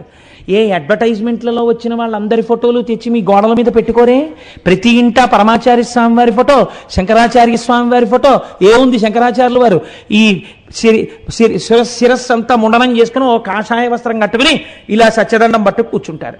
ఏమందం ఉందని పెట్టుకుంటున్నారు మీరు శంకరాచార్యుల వారి ఫోటోని? చంద్రశేఖర పరమాచార్య స్వామి వారిని చూసినప్పుడు ఇంత ఆనందం అనుభవించినది యథార్థమని మీరే చెప్తున్నప్పుడు, అమ్మవారినే చూసినటువంటి ఒక క్రూర జంతువునందు కూడా అంత మార్పు వచ్చిందని చెప్తే అది నమ్మలేమని మీరు ఎలా కొట్టిపారాయగలరో నాకు చెప్పండి. అంత అమాయకంగా వ్యాసుడు రాశాడని మీరు అనుకుంటున్నారా? కాదు, దర్శనము దర్శనమే. ఆ తల్లి దర్శనము, ఆవిడ కేవలము కారుణ్యమూర్తి. తెలిసి వచ్చిందో తెలియకొచ్చిందో, తిందామని వచ్చిందో ఎందుకు వచ్చిందో అంతే. దృశాద్రాఘీయస్యాదరదలిత నీలోత్పల రుచ దవీయంసం దీనం స్నపయ కృపయా మమపి శివే అంటారు శంకరాచార్యుల వారు. దృష్టి చేత పోషించేసింది మీనాక్షి తల్లి. అంతే, దాని యందు 3 రకములైనటువంటి మలములు పోయి అది వెంటనే ఎంత భక్తిని పొందినది. ఇప్పుడు అది భక్తి పొందినది అనడానికి అది విభూతి పిండికట్లు ఎట్టుకుందండి, అది బొట్టెట్టుకుందండి, అది అమ్మవారి పాదాల దగ్గరికి వచ్చి పడుకుందండి. ఆల్ రైట్, పడుకున్నా మీరేం దోషం పట్టక్కర్లేదు. కానీ అది ఏం చేసిందో చెప్తున్నారు. అదిట అదే పనిగా అమ్మవారు తపస్సు చేసుకుంటున్న ప్రదేశము చుట్టూ పరిగెడుతూ అమ్మవారి తపస్సుని భంగం చెయ్యడానికి ఏ ప్రాణి లోపలికి రాకుండా కాపాడుతోంది. ఎందుకు వచ్చింది, ఏం చేస్తోంది? ఈ మార్పుని ఎందు రావాలంటే ముందెవరి అనుగ్రహం ఉండాలో చెప్తున్నారు. ఆ తల్లి అనుగ్రహం ఉందా? అందుకే పరమాచార్య స్వామి ఎప్పుడూ చెప్పేవారు, కామాక్షి చరణ ప్రభావము. అమ్మని స్తోత్రం చెయ్యండి, అమ్మ గురించి ఒక్క మాట చెప్పండి, అమ్మా అనండి, అమ్మ పాదాల మీద కొంచెం కుంకం వెయ్యండి, మీ జీవితాలు మారుతాయని చెప్పేవారు మహానుభావుడు. కాబట్టి ఇప్పుడు అది దుష్టసత్తంబులకు కాని దుర్మతులకు గాని ఎర్రెత్తి చూచుటకేని వలనుగాక యుండెను జగదీషు కాంత ఎదుట కడగి శార్దూల రాజంబు కాపుగొనుచు. జగదీశ్వరుడికి ఇల్లాల్ని దుష్టులైనటువంటి వాళ్ళు, దుష్టసత్వం ఉన్నటువంటి వాళ్ళు వచ్చి ఏమైనా చేస్తారేమో అని కాపు కాస్తూ చుట్టూ తిరుగుతోందిట. జగదీశ్వరునకు చన్నిచ్చు తల్లిగా ఏమి నోము నోచెయ్యి యశోద అంటారు పోతన గారు భాగవతంలో. అలా జగత్తుకు ఈశ్వరుడైన వాడి ఇల్లాలవిడ శక్తి స్వరూపిణి. ఆవిడికి ఈవిడ ఈ పులి కాపు కాస్తోంది. ఏమి భాగ్యం అందింది చూడండి. ఏ పూజ చేసి అలా చూసి, ఈశ్వరుడు 2 నేత్రములు నీకిచ్చాడు, నేను ఎప్పుడైనా చూశానా అంత ఆర్తితో, అమ్మా నువ్వు రక్షకురాలివమ్మా, నా వంకలా చూడమ్మా అని శంకరాచార్యులు వారు నాకలా సంస్కృత శ్లోకం చెప్పడం రాదని మహానుభావుడు నేను అన్న మాట నేను చెప్పవలసిన అవసరం లేకుండా, ఆయనకు అవసరం లేకపోయినా మాం అపి నన్ను కూడా అంటూ శ్లోకరచన చేశారే జగద్గురువులై ఔదార్యంతో. ఎవడు చదివితే వాడికి ఆ శ్లోకం అనుగ్రహించేటట్టుగాను. చూడడం కూడా చేత కాకపోతే అమ్మవారి దగ్గరికి వెళ్ళి కనీసం నువ్వు పూజ చెయ్యక్కర్లా, ఆవిడ అమ్మవారన్న భావనతో నువ్వు కూర్చుని చూడడానికి కళ్ళిచ్చాడే. అందుకే అంటారు పోతన గారు భాగవతంలో, కంజాక్షణకు కాని కాయంబు కాయమే పవన గుంభిత చర్మ భస్త్రికాక వైకుంఠు పొగడని వక్త్రంబు వక్త్రమే ఢమఢమధ్వనితోడి ఢక్కగాగా కమలేషు చూడని కన్నులే తనుకుజ్జాల రంధ్రములు కాక. అవి గోడకు పెట్టిన కన్నాలు తప్ప అవి కళ్ళేమిటి? ఆ పాటి చూపు చూస్తే ఉద్ధరించేసింది అమ్మవారు. కాబట్టి ఇప్పుడు ఆ పులి ఎలా తిరుగుతుంటే అమ్మవారు తపస్సు చేస్తోందని చతుర్ముఖ బ్రహ్మగారికి తెలిసింది. ఆయన ఆశ్చర్యపోయాడు. అన్నన్నా ఆవిడే పరబ్రహ్మం కదా, ఆవిడ తపస్సు చేయడం ఏమిటి? ఆవిడికి కోరిక ఏమిటి? ఆవిడ తలుచుకుంటే కోరిక తీరదేమిటి? ఆవిడకి కాదురా కోరిక తీరవలసింది, మా కోరికలు తీర్చడానికి ఈ నాటకం ఆడుతోందమ్మ అని ఇప్పుడు ఆయన పరిగెత్తుకొచ్చి నమస్కారం చేసి ఆయన అన్నాడు, అమ్మా చాలా చిత్రంగా ఉంది సుమా, ఏమిటమ్మా నువ్వు తపస్సు చేయడం ఏమిటి? నీకు కోరిక ఏమిటి? ఎందుకు చేస్తున్నావమ్మా? నువ్వు ఒక కోరికతో తపస్సు చేస్తున్నావంటే నేను అంగీకరించలేను. మా కోరిక చెప్పుకోవడానికి నీ పాదాల దగ్గరికి వచ్చానమ్మా. ఏమిటో తెలుసా మా కోరిక? అక్కడ శుంభనిశుంభులనేటటువంటి రాక్షసులు లోకమునంతటినీ భీతిల్ల చేస్తున్నారు. తల్లి నువ్వు వచ్చి వాళ్ళని మర్దించి సంహరించి మమ్మల్ని అందరినీ రక్షించాలమ్మా, అందుకని నువ్వు రావాలని కోరడానికి వచ్చాను తల్లి అంటే ఆవిడంది ఎంత చమత్కారంగా మాట్లాడిందో చూడండి. బ్రహ్మమని గుర్తెరిగి కదా బ్రహ్మ వచ్చి నిలబడ్డారు. కాబట్టి ఇప్పుడు ఆవిడంది బ్రహ్మమైన వాడికి ఎన్ని సంబంధాలైనా ఉంటాయి కదండి, అసలు సంబంధాలకి అతీతమైన సంబంధంలో ఉంటుంది. నన్ను ఒక ఆయన ఒకసారి ఒక అర్థం బర్థం లేని ప్రశ్న ఒకటి అడిగాడు. ఏమండి వెంకటాచలం వెళ్ళినప్పుడు వెంకటేశ్వర స్వామి దగ్గరికి వెళ్ళినప్పుడు తండ్రి రక్షించు అని నేను అంటాను, తండ్రి రక్షించు అని మా ఆవిడ అంటుంది, అన్నా చెల్లెళ్ళం అయిపోవా? మామయ్య గారు రక్షించండి అను అంటాను, ఆ తప్పు అదేంటి? మామయ్య గారు ఏంటి, నేను తండ్రి రక్షించనాలి, ఆ భగవంతుడి దగ్గర అలా ఉండదు, అందరం ఆయన బిడ్డలమే అంటుంది, అలా అనొచ్చా అండి? అన్నా చెల్లెళ్ళం అయిపోయిన దోషం మాకు వచ్చేదా అన్నాడు. నీ మోహం, ఇలాంటి పిచ్చ దోషాలు ఏం రావు. భగవంతుడి దగ్గరికి వెళ్ళినప్పుడు తండ్రి రక్షించు అని అందరూ అనొచ్చు, మీ బిడ్డలు కూడా అనొచ్చు. అంతేగాని నువ్వు మీ ఆవిడ వెంటనే అన్నా చెల్లెళ్ళు అయిపోవడం అల్లర్లు అయిపోవడం ఇవేమి ఉండవు. ఇలాంటి వెర్రి వెర్రి ఆలోచనలు వదిలిపెట్టి ఒక్కొక్కరికి ఎంత ఆశ్చర్యకరమైన ఆలోచనలు వస్తాయో అన్నీ విని ఓ వెర్రి అనుమానం ఒకటి పట్టుకుని బయలుదేరుతారు. ఆ అనుమానం చూస్తే అసహ్యం వేస్తుంది. ఎవడో మళ్ళీ వెంటనే ఈ వెర్రి అనుమానాలు ఏమిటని. సరే, అలా కోపగిస్తే ఆ కోపం ఇంకోలా కనపడుతోంది. కాబట్టి ఇప్పుడు వచ్చినటువంటి చతుర్ముఖ బ్రహ్మగారితో అమ్మంది అనినా వనజాతలోచన అనియే నలువా ఆదిసర్గంబునన్ పరమాత్మ శివుడు నిన్ను సృజించుటం చేసి నీవు నాకు సుతుడవై చెలువొందెద వతుల తేజ. ఓ అపారమైనటువంటి తేజస్సు కలిగినటువంటి చతుర్ముఖ బ్రహ్మ, ఈ సృష్టి చెయ్యాలి అన్న సంకల్పం కలగగానే నా భర్త అయినటువంటి శంకరుడు నిన్ను మొట్టమొదట సృష్టి చేశాడు. కాబట్టి నువ్వు నాకేమవుతావు? నాకు కొడుకు అవుతావు. ఆయన చేత సృష్టింపబడ్డవాడివి కనుక నాకు కూడా కొడుకువే. కాబట్టి నీకు నేను అమ్మని. అంటే బ్రహ్మము అని కదండి అన్నాడు. అప్పుడు ఎన్ని అనుబంధాలు, ఎన్ని రకాలుగా, ఎంత చమత్కారంగా మాట్లాడిందో చూడండి. నీ కోరిక నేను ఎందుకు తీర్చాలి అన్నదానికి అమ్మవారు మరల ప్రజాసర్గమునందిరువగని ఎలికమున మహేశుడు పొడమన్ గురుతందగు శ్వశరుడవు భూధరునకు పితవౌట నాకు తాతవు ధాత అంది. మళ్ళీ ఈ లోకాలనన్నింటినీ సృష్టించడం అనేటటువంటిది ప్రారంభమైన తర్వాత నా భర్త గారి అంశతోటే రుద్రుడు నీ కనుబొమల మధ్యలోంచి బయటికి వచ్చాడు. అంటే ఇక్కడ మళ్ళీ మీరు రుద్రుడంటే ఎవరండి, శివుడంటే ఎవరండి, శంకరుడంటే ఎవరండి అని అడగకూడదు. ఎందుకు అడగకూడదో తెలుసా? పరమాచార్య స్వామి ఒక అందమైన ఆఖ్యానం చెప్పేవారు. వెనకటికి ఒక ధనవంతుడు ఒక ఆయన్ని పిలిచి, ఒరే నువ్వు ఒకరోజు పనిచేసి నేను చూసి దాన్ని బట్టి నిన్ను పాలేరుగా పెట్టుకుంటానన్నాడు. ఆయన చాలా కష్టపడి పనిచేశాడు. పనిచేస్తే నిన్ను పాలేరుగా పెట్టుకుంటాను, నువ్వు అడిగిన జీతం ఇస్తాను, కానీ నీ పేరు ఏమిటని అడిగాడు. పెరుమాళ్ అన్నాడు. అయితే పెరుమాళ్ ఆవుల పేడ తీ అని నేను అనలేను, కొంచెం కష్టంగా ఉంటుంది. అందుకని నువ్వు ఒక పని చేయి, నువ్వు అడిగిన జీతం ఇస్తాను, దాంతోపాటు 100 రూపాయలు ఇస్తాను. ఇప్పుడు ముందు నువ్వు మీ ఊరు వెళ్ళి నీ పేరు మార్చుకుని రా, వచ్చిన తర్వాత నేను నీకు నీకు నేను ఇక్కడ పనిప్పిస్తానన్నాడు. ఆయన ఊరు వెళ్ళి మళ్ళీ వచ్చాడు. వచ్చిన తర్వాత దారి ఖర్చులు కూడా ఇచ్చాడు కదా. ఏమయ్యా మార్చుకున్నావా పేరు? మార్చుకున్నానండి. ఏమని మార్చుకున్నావు? పెద్ద పెరుమాళ్ళని పెట్టుకున్నానండి అన్నాడు. పెద్ద పెరుమాళ్ళు ఎవరు? ఆయనే. చిన్న పెరుమాళ్ళు ఎవరు? ఆయనే. మీకు ఆ విభూతి యందు ఒక్కొక్క రకమైనటువంటి ఆ ఈశ్వర సంబంధమైనటువంటి రక్షణను మీకు కల్పించుట యందు ఆ మూర్తుల యందు కించిత్ భేదము భాషించవచ్చు, కానీ తత్వతః ఒకటి అని భావన చేస్తూ ఉండాలి. కాబట్టి ఇప్పుడు ఏమైంది? నీ యొక్క కనుబొమల మధ్యలోంచే రుద్రుడు పుట్టాడు, ఈశ్వరాంశ సంభూతుడై. కనుక ఇప్పుడు నీ కనుబొమల మధ్యలోంచి పుట్టినటువంటి వాడికి నేను భార్యని. కాబట్టి నువ్వు నాకేమవుతావు? మామగారు అవుతావు. ఇందాక ఏమయ్యాడు? మర్చిపోయారు అప్పుడే. ఇందాక ఏమయ్యాడు? బ్రహ్మగారు కొడుకు అయ్యాడు. ఇప్పుడేమయ్యాడు? మామగారు అయ్యాడు. గురుతంతకు శ్వశురుడవు భూధరునకు పితవౌట నాకు తాతవు ధాత.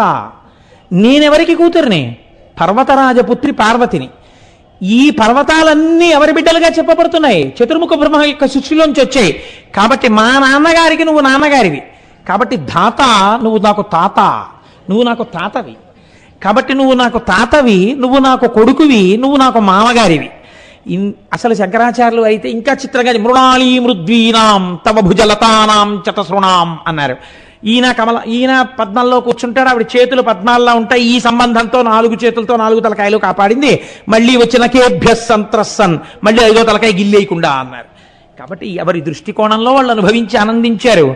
ఈ మాటలు చెప్పి అమ్మవారిని ఆ శుంభనిశుంభుల యొక్క సంహారం కోసమని ఒక రూపాన్ని ఇమ్మని చతుర్ముఖ బ్రహ్మగారు అడిగారు. ఆ తల్లే కదండి అజాయమానో బహుధా విజాయితే, ఒక రూపాన్ని స్వీకరించాలి. ఇప్పుడు ఆవిడందిట అని అజుడభ్యర్థింప దుహినగిరి సుత చర్మకోశమెలమి విడి రయంబున కనక కేతకీ సుమ కన రయంబున కనక కేతకీ సుమ కన దుత్తమ గౌరీ అయి నికాలంబలరెన్. ఆవిడ బంగారు రంగులో ఉండేటటువంటి ఆ కేతకీ పుష్పం అంటామే, దాన్ని తెలుగులో ఏమంటారన్నది నేను వెంటనే మర్చిపోయాను. ఆ మొగలి పువ్వు, ఆ బంగారు రంగులో ఉండేటటువంటి మొగలి పువ్వు ఎలా ఉంటుందో అటువంటి రంగుతో, తెలుపు పసుపు ఎరుపులతో కూడినటువంటి రంగులోకి అమ్మవారు మారిపోయింది. ఇప్పుడు అపారమైనటువంటి కాంతి గౌరవర్ణమును పొందింది కాబట్టి గౌరీ అని పిలిచారు. కీర్తన చేయబడుతుంది కాబట్టి గౌరీ అని పిలిచారు. ఆమెనే అందరూ పొందవలసి ఉంటుంది కాబట్టి జగజ్జనని కనుక ఆవిడ అనుగ్రహంతో ఈశ్వరుడు యందు చేరవలసి ఉంటుంది కాబట్టి ఆవిడ్ని గౌరీ అని పిలిచారు. గౌరవర్ణంతో తెలుపు, పసుపు, ఎరుపుల రంగుతో తాను మారి తన నల్లని శరీరాన్ని పావు కుబుసం వదిలినట్టు అమ్మవారు లీలామాత్రంగా శరీరాన్ని విడిచి ఈ శరీరమునకు కౌశికి అనబడేటటువంటి పేరు వస్తుంది. మేలిమి బంగరు వలువలు మెరయుదాని సుందరీ తిలకంబు చొక్కుదాని పురుష స్పర్శ నిరుగని పువ్వుబోని అంబయిడ దేవ కార్యార్థమజునకప్పుడు. అప్పుడు అమ్మవారు బంగారు రంగుతో ఉండేటటువంటి వస్త్రములు కట్టుకున్నదాన్ని, చక్కటి తిలకం పెట్టుకున్నదాన్ని, ఇతపూర్వం పురుష స్పర్శ లేనిదాన్ని అంబయిడే దేవకార్యార్థమజునకప్పుడు. ఇప్పుడు మీకొక్క విషయం అవగతం కావాలి. ఇదే శంకరుడు తర్వాత చెప్తాడు. కాముని బాణముల చేత జరిగిన సృష్టి కాదు వారిద్దరి మధ్యది. అది లీలామాత్రంగా వాళ్ళిద్దరూ కలిసి కామేశ్వరుడై ఆ తల్లి లోపల మనస్సు యందు కదిలితే ఈ సృష్టిగా పరిణమించింది. కనుక ఇప్పుడు ఆవిడ కౌశికి అన్న పేరుతో ఆ నల్లటి శరీరాన్ని ఇచ్చి ఈవిడ వచ్చి శుంభనిశుంభుల సంహారం చేస్తుందని చతుర్ముఖ బ్రహ్మగారి యొక్క కోర్కెని తీర్చింది. ఇప్పుడు ఈ కౌశికి వెళ్ళి ఆ సంహారమును పూర్తి చేసింది శుంభనిశుంభుల్ని. తల్లికి జోత చేసి ప్రమదంబున అనుజ్ఞ కౌశికీ హల్లకపాణి రక్కసులనంతము చేయగపూని ధాతతో పెళ్ళుగ వింధ్యశైల వరపృద్ధిని చేరా అజుండు పేర్మి సంధిల్లగ ఒక్క సింగమును దేవికి వాహనమిచ్చమచ్చిగన్. ఆ కౌశికీ రూపంతో అమ్మవారు శుంభనిశుంభుల్ని పరిమార్చిన తరువాత ఆవిడ వింధ్య పర్వతం మీద కూర్చునుంది, వింధ్యవాసిని.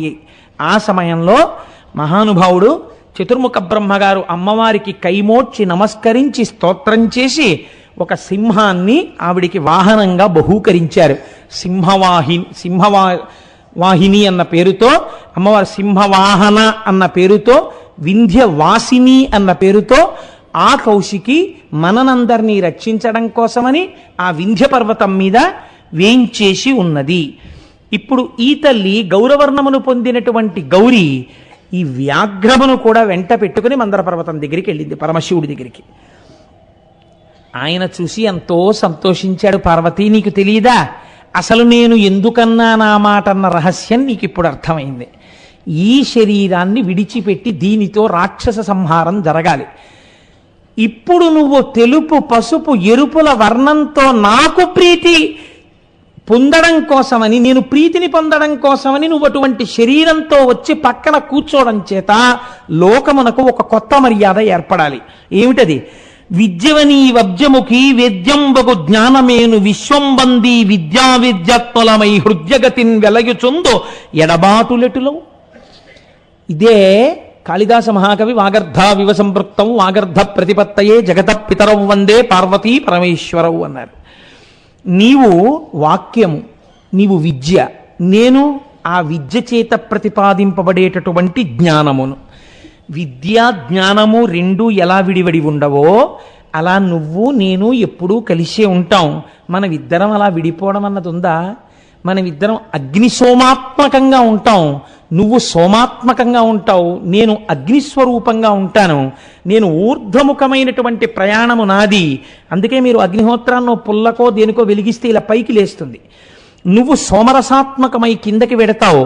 నేను ఈ సృష్టినంతటినీ లయకారకుడనై కేవలము బూదిగా మార్చి ఉంచినప్పుడు సోమరసాత్మకమైనటువంటి నీ అనుగ్రహ ప్రవేశము చేత మళ్ళీ తిరిగి పునఃసృష్టి జరుగుతోంది.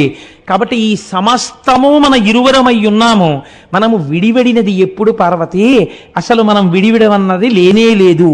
ఎందుకు గాని మనకు ఎడుబాటు లేదిప్పుడు.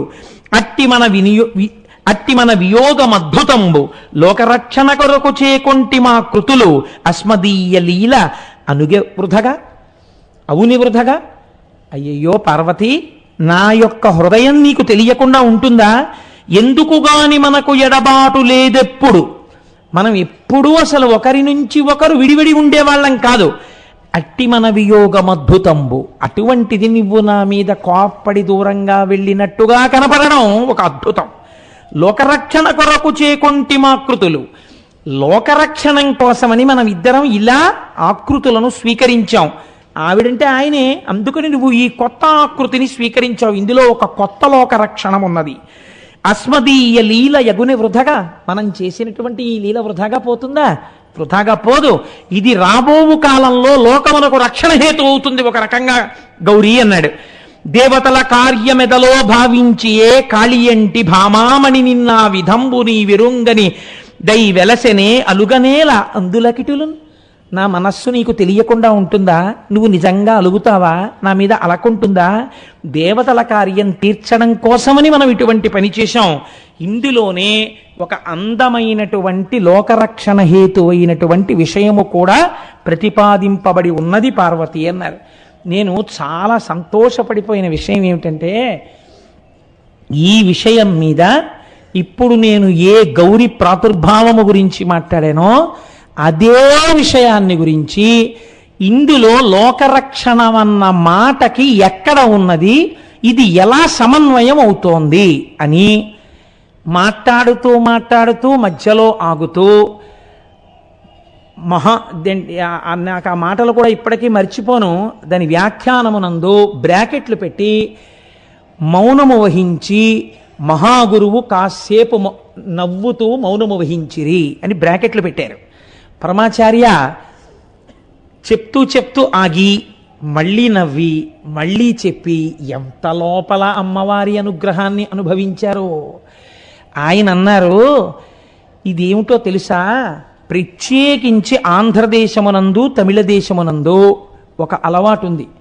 మనం పెళ్లి చేస్తే ముందు ఆడపిల్ల ఏది చెయ్యాలి అంటే గౌరీ పూజ చెయ్యాలి. గౌరీ పూజ ఎందుకు చెయ్యాలి?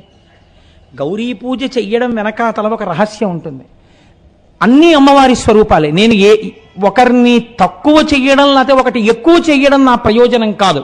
నేను అలా మాట్లాడితే ఇంకా నేను ఇలా చెప్పడానికి అనర్హుణ్ణి. నేను మొదటి నుంచి ఇదే ప్రతిపాదన చేస్తున్నాను. కైలాసే పార్వతీత్వం చ క్షీరోదే సింధు కన్యకా స్వర్గే చ స్వర్గలక్ష్మిస్త్వం మర్చలక్ష్మిశ్చ భూతలే వైకుంఠే చ మహాలక్ష్మిర్దేవదేవి సరస్వతి గంగా చ తులసీత్వం చ సావిత్రి బ్రహ్మలోకగా కృష్ణ ప్రాణాధిదేవీత్వం గోలోకే రాధికా స్వయం ఆఖరికి గృహే గృహే గృహలక్ష్మి రాజ్యలక్ష్మి రాజగేహే అంతటా ఉన్నది ఆ అమ్మ స్వరూపమే. కానీ మీరు ఒక్కటి ఆలోచించండి, మహాఐశ్వర్యవంతుడై త్రిభువనముల యొక్క స్థితికర్తయ్యై లోకపాలనము చేసేటటువంటి శ్రీ మహావిష్ణువుకి ఇల్లాలిగా ఉండడం కొంత తేలిక. చతుర్ముఖ బ్రహ్మయ్యై 4 ముఖములతో వేదములు చెప్తూ చక్కగా ఎప్పుడు ఋషుల చేత స్తోత్రములు అందుకుంటూ బ్రహ్మసభ అనబడేటటువంటి సభయందు కూర్చునేటటువంటి చతుర్ముఖ బ్రహ్మగారికి ఇల్లాలిగా ఉండడం కొంత తేలిక. ఎప్పుడూ లోకం కోసమే బతుకుతూ లోకాన్ని రక్షిస్తూ ఎప్పుడెప్పుడు ఆపదొచ్చినా కంటే జగముల దుఃఖము వింటే జలజనిత విషపు వేడిమి ప్రభువయ్యుంటకు ఆర్తల ఆపద గెంటించుట దానఫలము దానం కీర్తి మృగాక్షి. మనం అమ్మా నాన్నలం విషం తాగేయద్దు అని హాలాహలం తాగడానికి కూడా సిద్ధపడిపోయేటటువంటి వాడు, ఏమీ అక్కర్లేదని ఓ ఏనుగుతోలు కట్టుకునేవాడు, ఓ పులితోలు ఉత్తరీయంగా వేసుకునేవాడు, పునుకల మాల మెళ్ళో వేసుకునేవాడు, చేతకాక వేసుకోలేదండి. బ్రహ్మమస్తకావలి నిబద్ధతే నమశివాయ అన్నారు శంకరాచార్యులు వారు. సృష్టి వెళ్ళిపోయినప్పుడల్లా పోన్లేరా లోకమంతా వెళ్ళిపోయింది, బొత్తిగా పాపం సృష్టి చేసిన బ్రహ్మగారు కూడా వెళ్ళిపోవడం ఏమిటండి, ఒక్కొక్క పుర్రె తీసి మెళ్ళో వేసుకున్నాడు. ఎన్ని పుర్రెలు అయ్యాయో అంటే ఎంతమంది బ్రహ్మలు అయ్యారో. స్వామి మాత్రం అలా సాక్షిగా ఉండిపోయాడు శంకరుడు. కాబట్టి ఇంతటి పావనమూర్తే లోకం కోసం ప్రవర్తించేటటువంటి స్వభావం ఉన్నవాడే. నాకు అన్నది ఆయనకి తెలియదు కదా. తల్లిదండ్రులు అన్నటువంటి వారు ఏది చేసినా పిల్లల కోసమే తప్ప వాళ్ళ కోసమని ఉండదు. ఇటువంటి పెద్ద మనిషికి ఇల్లాలిగా ఉండడం చాలా కష్టం. ఎప్పుడూ ఆయన మనస్సుకి ప్రీతిగా ప్రవర్తించాలి. శంకరాచార్యులు వారు ఒక చోట అన్యాపదేశంగా దెప్పి పొడిచారని అనుకుంటాను నేను. ఎందుచేత శంకరుడికి వంట చేసి పెట్టడంలో కానీ కొంచెం ఆలస్యం అయిందనుకోండి, ఆయన ఏం బెంగెట్టుకోడు. గభాలను ఒక కపాలం పట్టుకుని పక్కింటికి వెళ్ళి భవతి భిక్షాందేహి అంటాడు. ఆది భిక్షు అదేమిటండి అంటే ఆవిడ వంట ఉండలేదని కదండి దాని అర్థం. కాబట్టి ఆవిడ తాంబూల చర్వణం చేస్తోందంటే ఏమిటి అర్థం? ముందు ఇంటి యజమాని భోజనం అయిపోయిందని గుర్తు కదండి. లేకపోతే ఆవిడ భోజనం చేసి ఆవిడ తాంబూలం ఎందుకు వేసుకుంటుంది? కాబట్టి ముందు ఆయన భోజనం చూసేసి కంటికి రెప్పలా చూసుకోవాలి, తన గురించి తానేం పట్టించుకోడు. ఇలా అనువర్తించి భర్త ప్రీతి కొరకు మహాపాతివ్రత్యంతో ఉండగలగడం చాలా కష్టమైన విషయం. అంతటి పాతివ్రత్యం, ఎంత పాతివ్రత్యాన్ని చూపించిందండి తల్లి. ఏ చెరుకు విల్లు చేతిలో పట్టుకుని బాణాలు వేస్తే కాముడు సాధించలేకపోయాడో ఆ చెరుకు విల్లు తాను పట్టుకుని ఇలా కూర్చునేవాడిని సంసారంలోకి తీసుకొచ్చి మన కోసమని సింహాసనం మీద కూర్చోబెట్టింది. ఏమి తల్లి, ఏమి అనురాగం! ఇటు బిడ్డలకి తండ్రిని కూర్చోబెట్టింది, అటు ఈ సృష్టినంతటినీ చేసి మళ్ళీ ఆవిడ అనుగ్రహంతో ఆయనలో కలుపుతోంది. ఏకకాలమునందు చేస్తోంది ఆ తల్లి. ఇంతటి పాతివ్రత్యం ఎంత కష్టం! కాబట్టమ్మా, నువ్వు శంకరుడు ఒక్కనాడు నిన్ను కాళీ అన్నందుకే మంచం మించి దూకేసి తపస్సు చేసి ఆ నల్ల రంగుతో ఉన్న శరీరం వదిలేసి, లోక కళ్యాణ కారణం ఏదైనా కానీ, నువ్వు తెలుపు పసుపు ఎరుపు రంగులతో కూడినటువంటి శరీరముతో స్వామి మనసు గెలుచుకుని పక్కన కూర్చున్నావే, నేను కూడా అమ్మా ఇప్పుడు ఒకరికి ఇల్లాలినవడం కోసమని పీటల మీదకి వెడుతున్నాను. నాకు కూడా సర్వకాలములయందు కష్టం వచ్చినా సుఖం వచ్చినా భార్య భర్తకు విశ్రాంతి స్థానము కనుక కాలు పెట్టినతో నెకాంతుని మెడవిర్చి నిండు సంసారం బురిండు చేసి తన మగడెంత ఆర్జనపరుడైన పొరుగు పుల్లమ్మ కాపురము మెచ్చి ప్రాణేశుడొకటి సల్పగతానొకటి సల్పి అది ఏమనంగా కస్సుమనుచు లేచి విభుడందులకు నేని విసిగి ఒక్కటి అన్న పెళ్ళు పెళ్ళున 10,000 గుప్పి పట్టజాలక పెనిమిటి ఇట్టెయన్న బావికిని ఏటికిని వడి పరువులెట్టెడి కాంతతోడి కాపురము కంటే వేరే నరకంబు కలదే. ఎక్కడదన్నది వదిలేయండి, ఇంత పవిత్రమైన వేదిక మీద నాకు అది చెప్పడం ఇష్టం లేదు. అలా ఉండకుండా ఉండడం కోసమని భర్తకి విశ్రాంతి స్థానము కనుక ఆమె యందు అటువంటి బలం రావాలని సన్నికళ్ళు తొక్కిస్తారు. ఇది ఎలా పడుందో అలా నువ్వు కూడా అన్నిటినీ గట్టి మనస్సుతో పెట్టుకోవాలి. అత్తవారింటిలోకి వెళ్ళగానే ఆడబడుచుల మీద, మరిది గారి మీద, మామగారి మీద, అత్తగారి మీద వేరొక రకమైన మాటలను భర్తకి చెప్పి కష్టం కలిగించి ఇంటిని రెంటు చేయకు అని, అమ్మా నా భర్తని అనుగమించి నా భర్త శుశ్రూష చేసి నా భర్త పొంగిపోయేటట్టుగా ఆయన మనస్సు నేను గెలుచుకోవాలి, శాసించి కాదు. ఏది చేస్తున్నా అయ్యో దానికి తెలియకుండా చెయ్యడమా, నన్నంత అనుగమించే మనిషి కదా అని దానికి చెప్పి చేద్దామని చేసేటట్టుగా భర్త మనస్సు గెలుచుకోగలిగిన స్థితిని నాకు కల్పించమ్మా. నేను కూడా నా భర్త చేత అంతటి అనురాగమును పొందెదనుగాక అని మనం పెళ్లిపీటల మీద కూర్చునే ముందు పూజ చెయ్యడానికి మనకి ఇప్పుడు ఒక మంచి అవకాశం దొరికింది, ఈ గౌరీ పూజ చెయ్యడానికి. ఏ అమ్మా నీకంత కోరికుంటే సనాతన దంపతులే మీ ఇద్దరు, నువ్వు ఎలా ఐదోతనాన్ని కోరుకుంటావో, నువ్వెలా పసుపు కుంకం కోరుకుంటావో, నువ్వెలా సువాసిని అర్చన ప్రీత అనిపించుకుంటున్నావో, అలాగే నేను ఒకరింటికి వెళ్ళినప్పుడు కాళ్ళకి పసుపు రాయించుకోవాలి, నేను పెళ్లికెడితే ఆ కట్టబోయే మంగళసూత్రం నా మెళ్ళో పెట్టాలి, ఎవరింటికన్నా వెడితే నా లలాటమనందుకంత బొట్టు పెట్టించుకోవాలి అన్న కోరిక నాకుంటుంది. కాబట్టి వాటికి నేను దూరము కాకుండా చూడడం కూడా నీ బాధ్యతే కదమ్మా. నువ్వు ఎలా పెద్దింటమ్మవై పసుపు కుంకాలతో ఉండి గౌరివయ్యావో మమ్మల్ని కూడా అలా కాపాడు అని పెళ్లి కూతురు గౌరి తపస్సు చేస్తోంది. అలా గౌరిని పూజ చెయ్యడానికి అమ్మా నీకు ఉన్నట్టే ప్రేమ మాకుండాలని అడగడానికి మీకు ఒక మూర్తి దొరికింది కనుక లోకరక్షణ దాని ఎందున్నదన్నారు పరమాచార్య స్వామి. అలా ఎలా పూజ చేస్తావో కాళిదాస మహాకవి అనుసంధానం చేశారని వారికి వారు సాటండి మహానుభావుడు పరమాచార్య స్వామి అంటే. ఆయన అంటారు ఒక చోట, ఎప్పుడైనా మనం ఆ అమ్మవారికి పూజ చేస్తే గౌరీ పూజ తప్పకుండా 2 పదార్థములు లేకుండా ఆడపిల్లలతో పూజ చేయించవద్దు అన్నారు. అవే అవటుతట ఘటిత చూలీం తాడిత పలాశ తాటంకాం వీణా వాదన వేళా కంపిత శిరసం నమామి మాతంగీం. అవటు తట ఘటిత చూలీం తాడిత పలాశ తాటంకాం.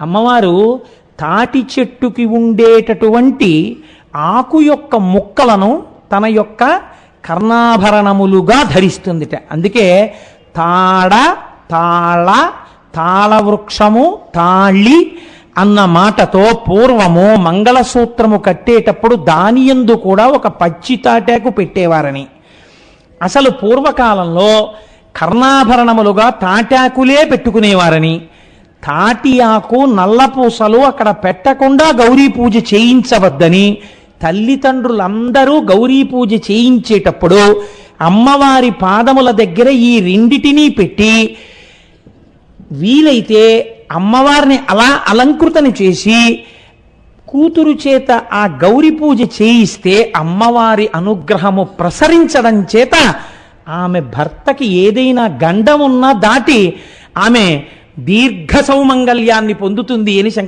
చంద్రశేఖర పరమాచార్య స్వామి వారు మన తూర్పు గోదావరి జిల్లాలోనే అమలాపురంలో ఒక సభలో ప్రసంగం చేస్తూ అనుగ్రహ భాషణం చేస్తూ చెప్పారు. కనుక ఆ గౌరీ అనబడేటటువంటిది ఎంత గొప్పదో చూడండి. మనకి ఇప్పటికీ ఎటువంటి వారి గురించి చెప్పుకుంటామంటే లోకంలో రెండు రకాలుగానే స్త్రీ పురుషులు దాంపత్యమునందు వ్యవహరించాలి. స్త్రీ గొప్పతనమేమి అంటే ఆడది వివాహం అయ్యేంత వరకు యోగ్యుడైన పురుషుణ్ణి భర్తగా కటాక్షించమని భగవంతుణ్ణి ప్రార్థన చేస్తుంది. వివాహం అయిపోయిన తర్వాత భర్తయే పరమాత్మ అని ఉపాసన చేస్తుంది. పురుషుడు రెండు చెయ్యాలి. ఒకటి గురువుని ఉపాసన చెయ్యాలి, రెండు పరమేశ్వరుణ్ణి ఉపాసన చెయ్యాలి. ఈ రెండిటి యందు వైక్లభ్యము పనికిరాదు. గురువుని ఉపాసన చేసేటప్పుడు గురువు గారి దగ్గర నువ్వు నడువడి నేర్చుకోవాలి, గురువు గారికి నువ్వు నడువడి నేర్పే ప్రయత్నం చేయకూడదు. అలాగే ఈశ్వరుణ్ణి నువ్వు స్తోత్రం చేసేటప్పుడు ఆయన వలన నేను అనుగ్రహింపబడుతున్నాను, నా యొక్క సంకల్ప బలమునకు భగవంతుని యొక్క అనుగ్రహము కూడా తోడవ్వాలన్న భావన పురుషుడు యందు ఎప్పుడు ఉండాలి. ఇదే సీతమ్మ తల్లి అడుగుతుంది సుందరకాండలో, కశ్చిత్ పురుషకారంచ దైవంచ ప్రతిపద్యతే అని అడిగింది. ప్రయత్నమును దైవముతో విడిచిపెట్టకుండా రాముడు కలుపుతూ ఉన్నాడా అని అడిగింది. ఎందుకని ఒకసారి దశరథ సంకల్పం వీగిపోయింది. ఈ రెండిటినీ సమన్వయం చేసుకుంటూ జీవితంలో వెళ్ళగలుగుతున్నాడా? ఇది మగవాడికి అందం, అది స్త్రీకి అందం. ఇటువంటి వారిద్దరూ సంసారంలో కలిసి నడిస్తే లోకానికే అందాన్ని ఇవ్వగలిగినటువంటి బిడ్డలు పుడతారు. మీరు చూడండి, నేను మీకు ఇటువంటి ఉదాహరణ ఒకటి చూపించకపోతే పార్వతీ పరమేశ్వరానుగ్రహంతో అటువంటి దాంపత్యాలు ఉండేవి అనడానికి నేను ఒక ఉదాహరణ చూపిస్తేనే నా మనసు తృప్తి పడుతుంది. భార్య యొక్క గొప్పతనాన్ని ఎవరు చెప్పాలండి? భార్య గొప్పతనం చెప్పాలంటే ఆవిడ ఇంత గొప్పది అని లోకం చెప్పడం కాదు, క్లబ్బులు చెప్పడం కాదు, సొసైటీలు చెప్పడం కాదు, బిరుదులు ఇవ్వడం కాదు, లేకపోతే పదవులు తెచ్చుకోవడం కాదు, అవి కాదు. నా భార్య ఇంత గొప్పది అని తన భర్త పొంగిపోయిన నాడు అది ఆవిడ యొక్క ఉపాసనకి భర్తని ఎంత అనుగమించిందన్న దానికి కితాబ్. సత్యహరిశ్చంద్రియంలో హరిశ్చంద్రుడు అంటాడు చంద్రమతీదేవిని గురించి, జవదాటి ఎరుగది యువతీ లలామంబు పతి మాట రతనాల పైడి మూట అడుగ తప్పి ఎరుంగదత్తమా మలయాజ్ఞ అసమాన భక్తి దివ్యానురక్తి అణుమాత్రమైన బొంకను మాట ఎరుగది కలుష విహీన నవ్వులకునైన కోపం బెరుంగది గుణవితాన నితాంత ఎరులెంత తను దూరుచున్న సొంత ఈ లతాంగి సమస్త భూపాల మకుట భవ్య మణికాంతి శబలిత పాదుడైన సార్వభౌమని శ్రీ హరిశ్చంద్రు భార్య దాసిగా నీవెగొనరయ్య ధన్యులార. కాశీపట్టణంలో తన భార్యని అమ్మకానికి పెట్టినప్పుడు చెప్తాడు, ఈవిడ్ని ముందమ్మేయడం నేను నా సమస్త సుఖశాంతులను పోగొట్టుకుంటున్నాననడానికి గుర్తు. ఈవిడ ఎవరో తెలుసా? జవదాటి ఎరుగది యువతీ లలామంబుపతి మాట రతనాల పైడి మూట. భర్త మాట రతనాల మూట ఈమెకి. ఎన్నడూ జవదాటి ఎరుగదు. నేను ఇది చెయ్యి అంటే అలా కుదరదు అని అన్న సందర్భం లేదు. భార్య గొప్పతనాన్ని భర్త ఆవిష్కరిస్తున్నాడు. అడుగు తప్పియరుంగదత్తమా మలయాజ్ఞ అసమాన భక్తి దివ్యానురక్తి. ఇప్పుడు ఆవిడ్ని బానిసగా కొనుక్కోవడానికి యోగ్యమైన లక్షణాలు చెప్తున్నాడా? ఆవిడ దూరం అయిపోతోందన్న బెంగ చేత ఆవిడే వెళ్ళిపోయిన నాడు తన ప్రాణమే వెళ్ళిపోతోందని బాధపడుతూ మాట్లాడుతున్నాడా? ఇది గౌరీ తపస్సుకి గౌరీ పూజకి ఫలితం. అణుమాత్రమైన బొంకను మాట ఎరుగది కలుష విహీన నవ్వులకునైన. ఆయన సత్యహరిశ్చంద్రుడు. ఆయన అంటున్నాడు, ఎప్పుడూ అణుమాత్రమైన బొంకడం ఈ చంద్రమతీదేవికి తెలియదు. కోపం బెరుంగది గుణవితాననితాం తయురులెంత తను జూరుచున్న సొంత. ఇతరులు తనున్ని తిడుతున్నా తిరిగి తిట్టడం తెలియనటువంటి కాంత ఈ లతాంగి సమస్త భూపాలమకుట భవ్యమణి కాంతి శబలిత పాదుడైన సార్వభౌముని శ్రీహరిశ్చంద్రు భార్య దాసిగానీ పెగొనరయ్య ధన్యులారా. ఇటువంటి ఆవిడ చేత దాస్యమును చేయించుకున్నవాడెవడో, ఇంతటి మహాపతివ్రతని దాసిగా పొందినవాడు ధన్యుడు. ఎవరొచ్చి పుచ్చుకోవాలండి? ఈశ్వరుడు పుచ్చుకున్నాడు. ఎవరు అంతటి మహాపతివ్రతంతో దాష్టీకం చేయించుకోగలిగిన మొనగాడు? ఆవిడ ఎంత గొప్పదో, భారతదేశంలో అమ్మవారిని ఉపాసన చేసి భర్త అడుగుజాడలలో నడిచినటువంటి స్త్రీలు ఈ జాతికి ఎంత వన్నె తెచ్చారో చూడండి. ఆయన చెప్పుకున్నాడు, సాధ్వి ఈవిడే లేకపోతే నా బ్రతుకెక్కడుందన్నాడు. ఒక చోట ఆవిడ గురించి చెప్తూ, నీవే కదా నాకు ఇఖిలేప్సితంబులు అవగతంబులు నర్చు కల్పతరు. భార్య అంటే ఏమిటో చెప్పుకున్నాడు. నీవు నాకు సమస్త సుఖములను ఇచ్చినటువంటి కల్పతరువు. నీవు నాకు నిత్య సత్యయశంబు దరిజేర్చుచుండెడి ధైర్యలక్ష్మి. అందుకని విశ్రాంతి స్థానం అన్నారు. ఆయన ఏదో కంగారులో ఉండి బెంగతో ఉంటే ఆయన్ని సూటిపోటీ మాటలు అనమని కాదు. నాకు నిత్య సత్యయశంబు, నువ్వు నా కీర్తికి కారణం. దరిచేర్చుచుండెడి ధైర్యలక్ష్మి, నేనెప్పుడైనా మనస్సునందు కుపితుడనైతే బెంగ పెట్టుకుంటే నన్ను దరిచేర్చిన ధైర్యలక్ష్మివి. ఘోర దావానలము నుండి మమ్ము రక్షించిన మానవతివి. అరణ్యంలో అగ్నిహోత్రం వస్తే మమ్మల్ని రక్షించావు. మౌని రుణబాధ తొలగించి పరువు నిల్పిన ఎట్టి భవ్యమతివి. నిన్ను అమ్మేస్తే వచ్చిన డబ్బుతో నేను ఆ డబ్బు తిరిగి చెల్లిస్తే నన్ను రుణ విముక్తుణ్ణి చేసి నువ్వు దాసిగా వెళ్ళిపోతున్నటువంటి భవ్యమతివి.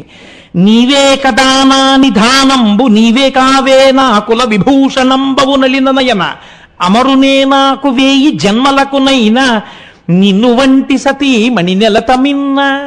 1000 జన్మలకైనా మళ్ళీ నీలాంటి భార్య దొరుకుతుందా చంద్రమతి అన్నాడు. పతిని ఉపాసన చేసినటువంటి వాళ్ళు ప్రకృతిని శాసించారండి. మన దేశంలో ఈ దేశానికి గౌరవం రావడానికి ప్రధానమైన కారణము స్త్రీలే. అరణ్యంలో వెళ్ళిపోతుంటే హరిశ్చంద్రుడు, చంద్రమతీదేవి, లోహితాస్యుడు, ఆ తర్వాత విశ్వామిత్రుని శిష్యుడు నక్షత్రకుడును అగ్నిహోత్రం అరణ్యమంతా అంటుకుంది. ఆవిడ ఏమని అడిగిందో తెలుసా అండి? నేనే పతివ్రతనైతే, హరిశ్చంద్రుడను దైవముగా నమ్మినదాననైతే, శ్రీమన్మహాయజ్ఞమూర్తి జగజ్జాల రక్ష దిశల్లోక శిక్ష దురాలోక తేజో విరాజీ కృపాళో భవద్దివ్య చారిత్రమెన్నంగ నేనెంత దానం సురారాధ్య. నీయందు వేదంబులన్ నల్గు జన్మించుటం చేసి వేల్పుల్ జాత వేదేది నామంబులన్ భక్తి పూజింత్రు. నీచేత శిష్టా కర్మంబులెల్లన్ ప్రవర్తించు దేవా. నిను రాజసూయాది యజ్ఞంబులందున్ ప్రపూజించియున్నట్టి మమ్మున్ కృపన్ బ్రోవగా చెల్లునే కాని బాధింపగా న్యాయమయ్యా. ఇదే పాడి అయ్యా దయాభంగి ఏమాయే. అల్లాడు ఈ దీనులన్ కల్ప నీకెట్టులోనో విచారింతు నేనేల పన్నిత్య సత్యవ్రతారూఢుడౌ.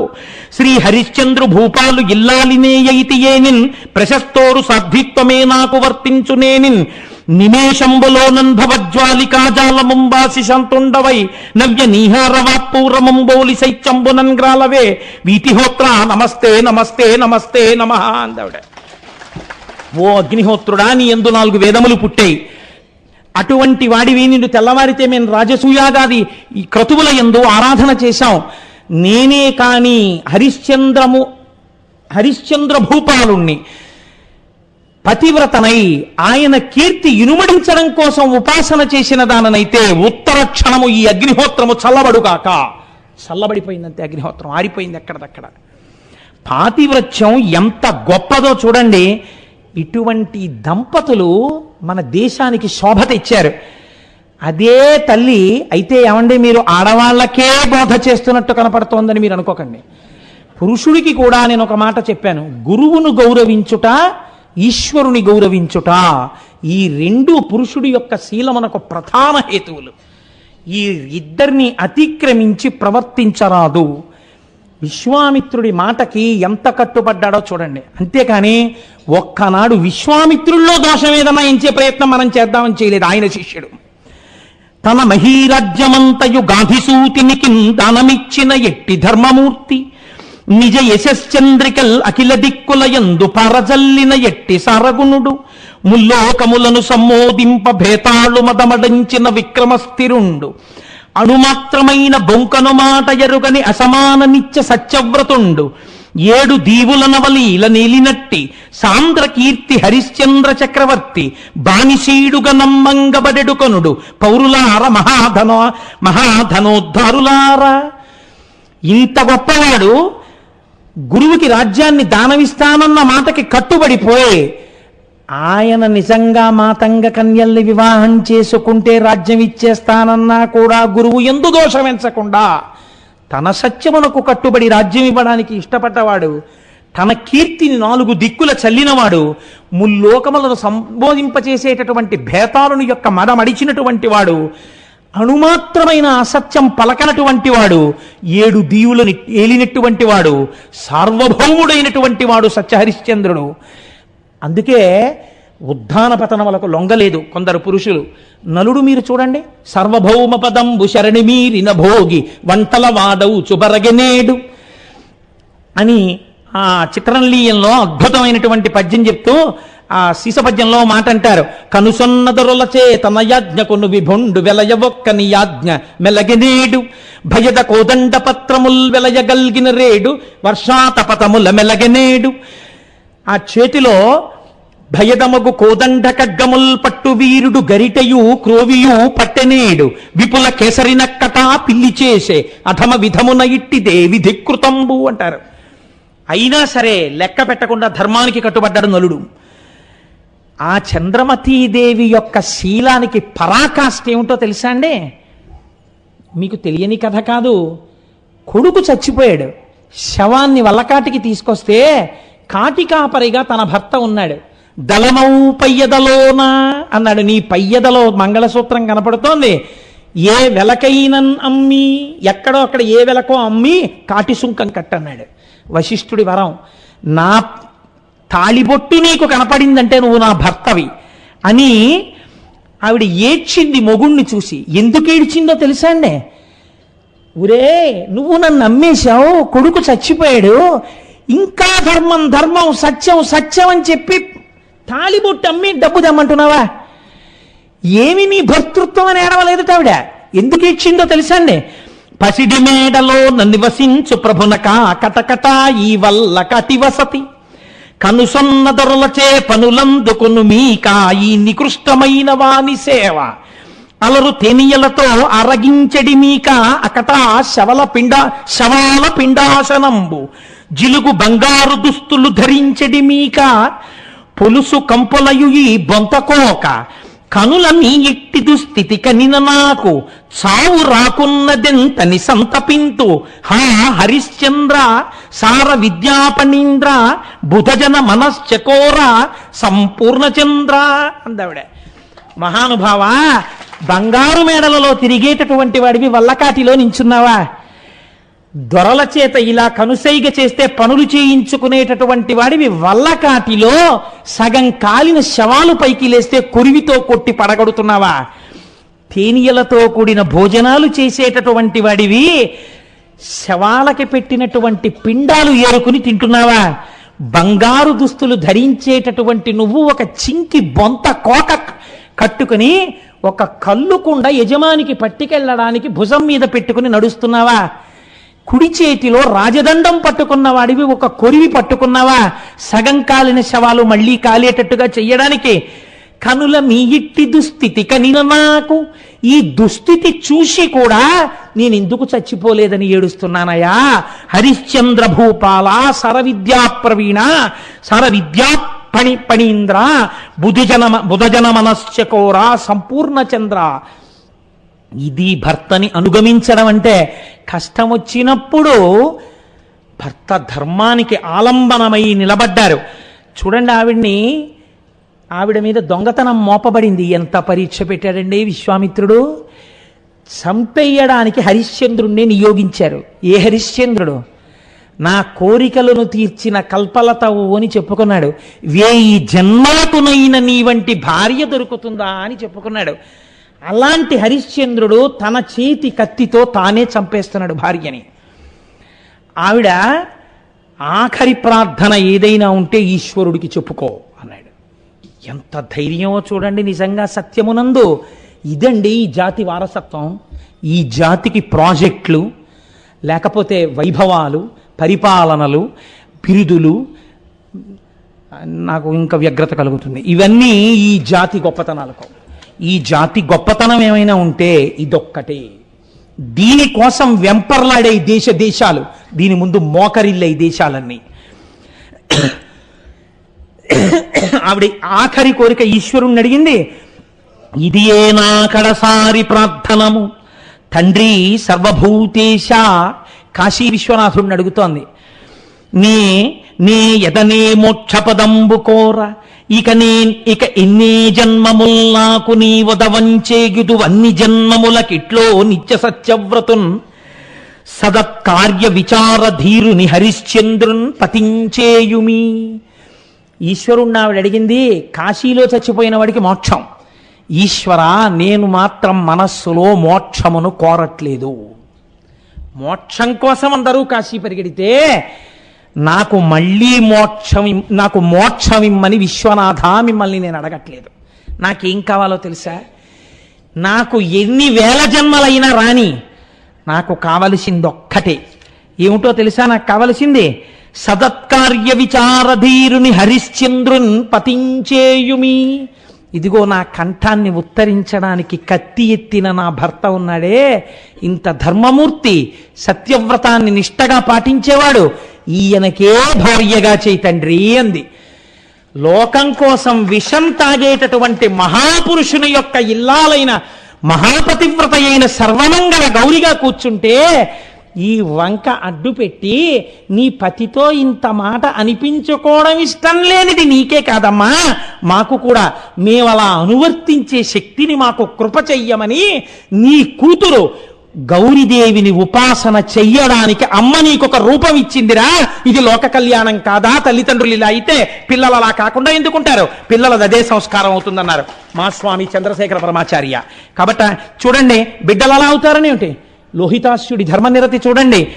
పావు కరిచి నోటి వెంట నురగలొస్తూ చచ్చిపోతున్నాడు.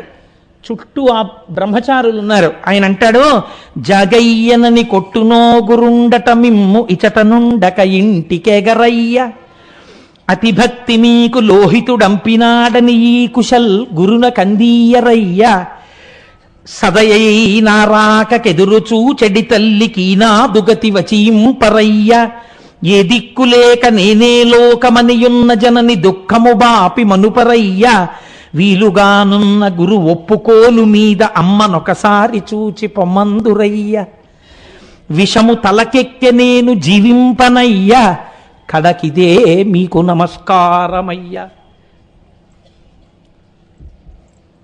మీరు ఆ పాత్ర చిత్రానికి మనస్సు కదిలిపోతుంది కదండి. నిజంగా ఏమి ధర్మనిరతండి, ఎంత గొప్పతనం అండి అది. నిజంగా ఓ పిల్లవాడు శరీరం పడిపోతుంటే ఆ బ్రహ్మచారుల్ని పిలిచి జాగయ్యనని కొట్టునో గురుండిట మిమ్ము ఇచట ఉండక ఇంటికెగరయ్య. మీరు ఇక్కడే ఉండిపోతే ఆలస్యం అయిపోయిందని గురువుగారు కొడతారేమో, వెళ్ళిపోండి. అతిభక్తి మీకు లోహితుడంపినాడని ఈ కుశల్ గురున కందీయరయ్య. భక్తితో గురువుకిచ్చాడని లోహితాస్యుడు ఈ దర్భలు గురువు గారికి ఇవ్వండి. సదయై నారాకెదురుచూ చెడి తల్లికి నాదు గతి వచీంపరయ్య. పిల్లాడొస్తాడని ఎదురు చూసే మా అమ్మ చంద్రమతీదేవికి నా యొక్క గతిని ఒక్కసారి చెప్పండి. ఏ దిక్కులేక నేనే లోకమనియున్న జనని దుఃఖము బాపి మనుపరయ్య.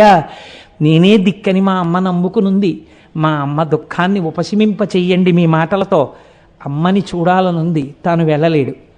ఈ మాట తెలిసి ప్రాణం పోయే లోపల అమ్మ రాలేదు. ఎందుకని? అమ్ముడు పోయింది దాసిగా. వాళ్ళు పంపితే తప్ప రాలేదు. కొడుకు పోతున్నాడని గబగబా వచ్చేస్తుందేమో, దాసి వెడతావా అని అమ్మ మీద చెయ్యి చేసుకుంటే తను భరించలేడు మానసికంగా కూడా. ఎంత మాతృభక్తి అండి! అందుకని అన్నాడు, వీలుగానున్న కురు నొప్పుకోలు మీద అమ్మనొకసారి చూచి పొమ్మందురయ్యా. ఒక్కసారి గురువు ఒప్పుకుంటే మా అమ్మనొక్కసారి వచ్చి నన్ను చూసి వెళ్ళమనండి. విషము తలకెక్కే. సరే, ఇంక నేను ఈ పద్యం గురించి నేను వ్యాఖ్యానం చెయ్యలేను. మన హర్షధర్మము అంత గొప్పది, మన సనాతన ధర్మం అంత గొప్పది. దంపతులు అలా ఉండాలని కోరుకుంది మన జాతి. అలా ఉండాలి, అలాంటి బిడ్డలు పుట్టాలంటే మహాతల్లి ఆ గౌరీదేవిని ఉపాసన చెయ్యండి. ఆడపిల్ల ఒక ఇంటి కోడలిగా విడితే అంతటి ధృతిని పొంది ఉండాలని, అంతటి ధర్మాచరణమును పొంది ఉండాలని. ఇంత పసుపు, ఇంత కుంకం, 4 తాటాకులు, 4 నల్లపూసలతో అమ్మని పూజించి పెళ్లిపీటల మీదకెళ్ళు అని చెప్తే ఇవన్నీ విడిచిపెట్టి వీడియో కెమెరాల వ్యామోహంలో పూజ ఎలా జరుగుతోందో కూడా చూసుకోకుండా ఫోటోల మత్తు, వీడియో కైపులో మనం కొట్టుకుపోతుంటే మన సనాతన ధర్మం నిలబడుతుందని మనం ఎలా అనుకుంటాం? కాబట్టి మన బిడ్డలు పీటల మీద కూర్చున్నప్పుడు గౌరీ పూజ చేయించడంలో పరమాచార్య స్వామి ఎంత ఆర్తి పొందారో మనం గుర్తిరిగి అటువంటి గౌరీ పూజ చేయించిన నాడు లోకమంతా సుభిక్షంగా ఉంటుంది. ఒక హరిశ్చంద్రుడు, ఒక చంద్రమతి, ఒక లోహితాస్యుడు, ఇంత చక్కటి కుటుంబాలు కలిగి మళ్ళీ సనాతన ధర్మము పరిఢవిల్లి లోకమంతటి చేత శ్లాఘింపబడుతుంది. ఆ వ్యాఘ్రమునకు ఒక విచిత్రం జరిగింది. వ్యాఘ్రం వదలకూడదు కదండి నేను. ఆ పులిని కూడా మందరపర్వతం దగ్గరికి తీసుకెళ్ళింది అమ్మవారు. తీసుకెళ్లి పరమశివుడికి చూపించి ఆవిడ అనుగ్రహం చూడండి. ఆవిడంది, అయ్యో పాపం ఇది నాతో పాటు వచ్చిందండి, తన స్వరూపాన్ని మార్చుకుంది, కాబట్టి దీనికి కూడా నందీశ్వరుడితో సమానంగా నా అంతఃపురం ముందు రక్షణ భారం వహించే అదృష్టాన్ని ఇవ్వండి అంది. శంకరుడు అన్నట్ట, తప్పకుండా పార్వతి అని ఒక వెండి బెత్తాన్ని, ఒక మంచి ఖడ్గాన్ని ఇచ్చి, ఒక బంగారు కవచం కట్టి అమ్మవారి ఇంటి ముందు నందీశ్వరుడి కన్నా కొద్ది స్థాయిలో సోమనంది అన్న పేరుతో నిలబడేటటువంటి అనుగ్రహాన్ని ప్రమదగణాల్లో ఒకటిగా ఇచ్చేట. అమ్మవారిని అలా చూసినందుకు అది సోమనంది అయింది. మనకి నవనందుల్లో ఒకటిగా కనపడుతుంటుంది సోమనంది. కాబట్టి ఈ సోమనంది వృత్తాంతం, ఈ గౌరి వృత్తాంతం, కౌశికీ వృత్తాంతం, రాక్షస సంహారం ఎవరు వింటున్నారో వాళ్ళందరికీ అమ్మవారి అనుగ్రహం చేత చక్కటి ఆనుకూల్యముతో కూడిన దాంపత్యము సిద్ధించి ఏ ఇబ్బందులు రాకుండా స్త్రీలు పసుపు కుంకాలతో 10 కాలం ఉండి లోకమంతా సుభిక్షంగా, సంతోషంగా, ఆనందంగా ఉంటుందని పెద్దలు విశ్వసించి పలికిన పలుకు. కనుక అమ్మవారి అనుగ్రహంతో మనం అటువంటి స్థితిని పొందదముగాక. రేపటి రోజున కూడా అమ్మవారి అవతారములకు సంబంధించినటువంటి కొన్ని విశేషాలని మీకు విజ్ఞాపన చేస్తాను.